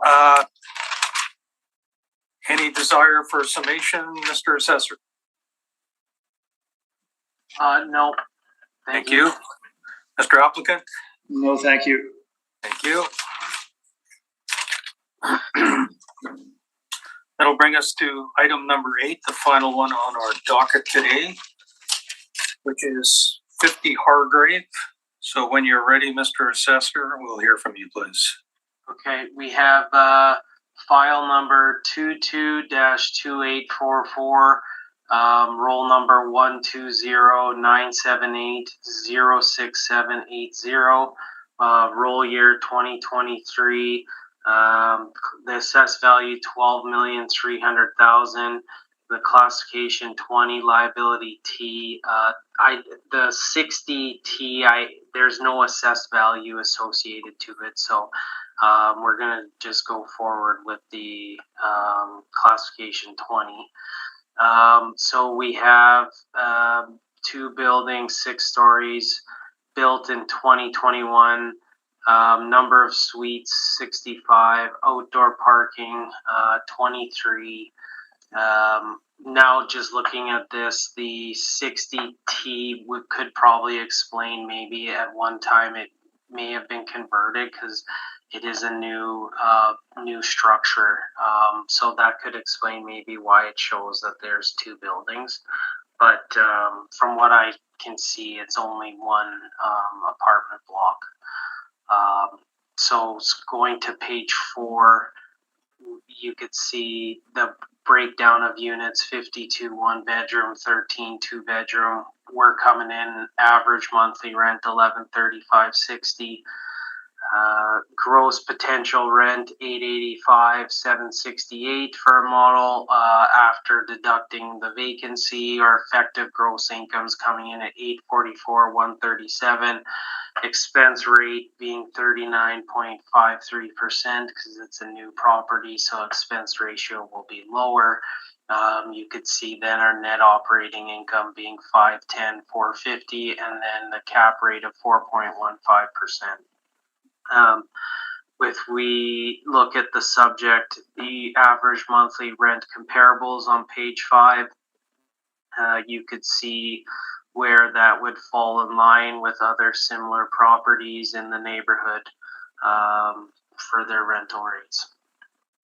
Now, taking you forward to page 11, I had provided their rent rolls. So based on the 2020 average actual rents being $1170 per unit, our model's coming in at $1135.60 per unit. And then with this being so new for a property, I wasn't able to do an income and expense workup because it would be including post-reference information in it. So I did include, though, the revenue to just show. You could see on page 12 the line items: residential rent, and then you could see residential vacancy. So you could see where it started occupying in May of 2020 and how the vacancy has crept downwards. As you see the box below, as we get into January, February, and March of 2021. I had cut it off there because after April 1st, 2021, we're not talking about, that's post-reference. So you could see from a revenue perspective, though, that lease up has been fairly consistent. And then, so that's just to work out their gross potential rent would be $912,060, and our model's coming in at $885,768. So from that regard, we feel pretty confident there.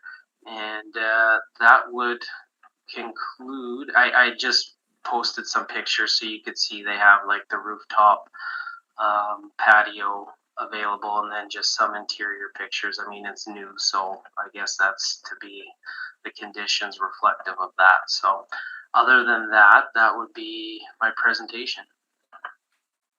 I thank you. Mr. Smith, questions of the assessor? Yeah, just one area really. So looking at capitalization rate, so 4.15% is being used for the subject property. Is that the absolute lowest capitalization rate in the city's range? I honestly, I don't know. I do know you're fair to point out that it is a lower cap rate. I will just say that it is brand new in a very good area that can attract a lot of renters. Okay, so when I look at page number 7, you said that Mr. Barakas had done the cap rate calculation on these properties. We may be in disagreement on the one I'm going to point out, but the only recently built property here, built in 2015 at 2390 McPhillips, traded at 4.8%. Does that not indicate that the model's on the aggressive side in the cap rate selection? My only default to the model selecting that cap rate is the fact that it's very new. for the build. Okay. But not knowing how they structure the line items in a mathematical assessment model, I couldn't tell you. But it is 6 years newer than 2390 McPhillips, so that's that could be my only guess. Those are my only questions. Thank you. Ms. Anderson, any questions? I have about 2 questions. So this is a new property. When did it come into effect on the roll? Like it was on the 2021 roll? So May of 2020 is like I can look back to see the exact effective date, but like as far as like looking at their rental income, they started leasing up in May of 2020. So my guess is we probably added it to the roll for June 1st, 2020, or maybe July 1st, 2020. Okay. And just looking at the pictures that you provided, the front of the building there, it's got windows all along the front. Have you inspected the building? Like I was wondering about that 60 classification, just wondering was initial use that there's additional space there and it's just unused, undeveloped? Yeah, I haven't inspected it, but it's certainly the case. It could be just empty and we haven't assessed that portion of it. I don't really have enough of that information for you, unfortunately. Okay. Okay, those are all my questions. Thank you. Thank you. Mr. Mayor, questions to the assessor? I have none, Mr. Chairman. I thank you.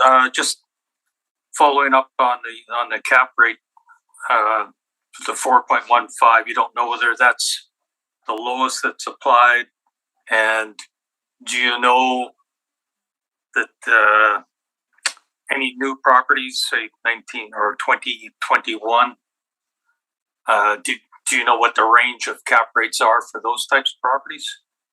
I don't have that information. Okay. That was my only question. Thank you.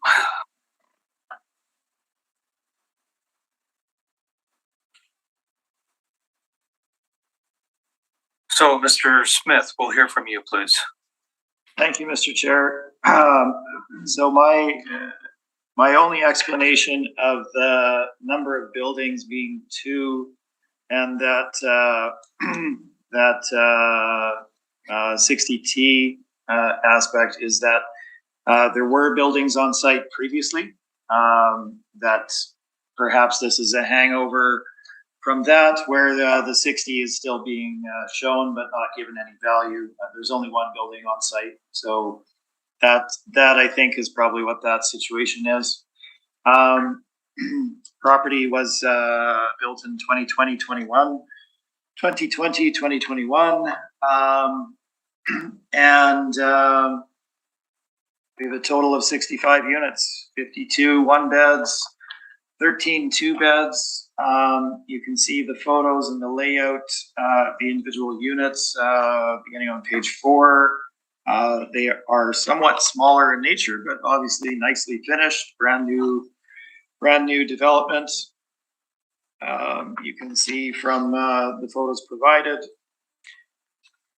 And similar to many of our comparable cap rate sales, it is well located in the marketplace. If we look at my page 10, you can see the site of it on Hargrave Street, south of Broadway, as well as the map showing it on page number 11. We move forward to the valuation itself. I've given you my valuation of the property. Essentially, we end up virtually at the same NOI between the city and ourselves in our valuation of the property. We're at 507,398. The city is at 510,450.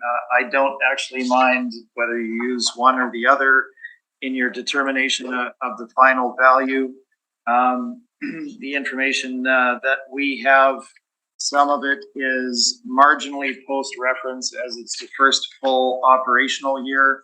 So I can run through it just so that we've covered it. But again, either NOI ultimately will serve the same purpose. The overall average rent for the subject is $11.07, based on the in-place rents, which are $9.95 to $13.18 for the one beds, $13.46 to $17.25 for the two bedroom units. Obviously above market for the subject area, being a brand new property. We give you some comps on page number 14 to back this up. These are all newly built comps generally in the downtown area. And you can see that they support the rents that are being charged at the subject. So we've based our rental revenue on the actuals. There is no laundry revenue, and we've included the parking revenue in our estimate. We've deferred to the city's 4.7% vacancy again for properties of this higher rental rate range. Certainly that's appropriate. And the only full year of operation 2021 gives us operating expenses of $361,000 plus, which is what we've used in our valuation on page number 21. So that being said, we can flip forward quickly to page 21. As I stated, our NOI comes to 507,398. The city is at 510,450. I don't mind use of either of those NOIs in the ultimate market value. As I've said, we're using 2021 information with regard to expenses. That's the only expense information that's available for the subject. We can move on to capitalization rate. So we have a newly built property here, well constructed, well located, etc. What should that be capped at? Let's, again, similar to before, compare that to the most comparable properties in our list of cap rate transactions. Those being 703 St. Anne's, 100 Southview, and 2390 McPhillips. So let's look at each of those in turn here. 2390 McPhillips, built in 2015, sold in 2020 at a cap rate of 5%. We're looking at 90 total units. It's a traditional tower apartment building, and it is luxury accommodation. This is the Lady Joyce apartment, ensuite laundry, stainless appliances, luxury kitchen, bathroom, flooring, all of the things that you look for. 5% cap rate there, built in 2015. Second property would be 703 St. Anne's. This is Royalwood Flats, built in 2020, so same age as the subject, sold in 2021 at a cap rate of 5.3%. There we have total of 34 units, again, luxury accommodation, trading at a cap rate of 5.3%. Again, we're looking at quartz counters, stainless appliances, high-end flooring, ensuite laundry and storage, etc. Backing onto the Seine River in South St. Vital. Fantastic building, nice location, 5.3% cap rate. Then we have 100 Southview, this being the Lumen Luxury Townhomes, built in 2015, 148 units, sold in 2021 at 4.95% cap rate. Again, this is essentially a home. You have individual garage and driveway, front and backyard, essentially, ensuite laundry, high-end kitchen and bathroom, flooring, all the typical things. They're relatively large as well as far as rentals go. So that traded at 4.95%. So these are the ones to pay the most attention to. We've gone through all the other cap rate information essentially the peak of the market for a product of this type is 5%. So we have applied that cap rate of 5% to our modeling of the revenue, the net income for the property, and this gives us our market value of $10,148,000. Again, if you wish to apply that to the city's NOI, that's certainly fair, them being so close, and I've described our methodology there. I would certainly understand that, but in no way is the market indicating that properties of this type are trading below 5%. There's no opportunity to buy this property and change the revenue stream by renovating it. It's brand new. You can't boost your return in that way. You're buying a bond essentially, and this is what they're going for, 5%. So that is what we've used, and our final market value comes to $10,148,000. And I'm happy to answer questions. Thank you. Mr. Mikulik, questions for the applicant? No, I think I'm good, thank you. Thank you. Ms. Anderson, any questions for the applicant?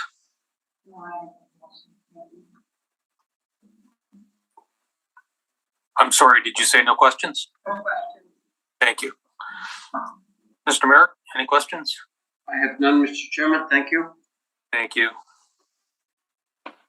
I too have no questions, so that will take care of that.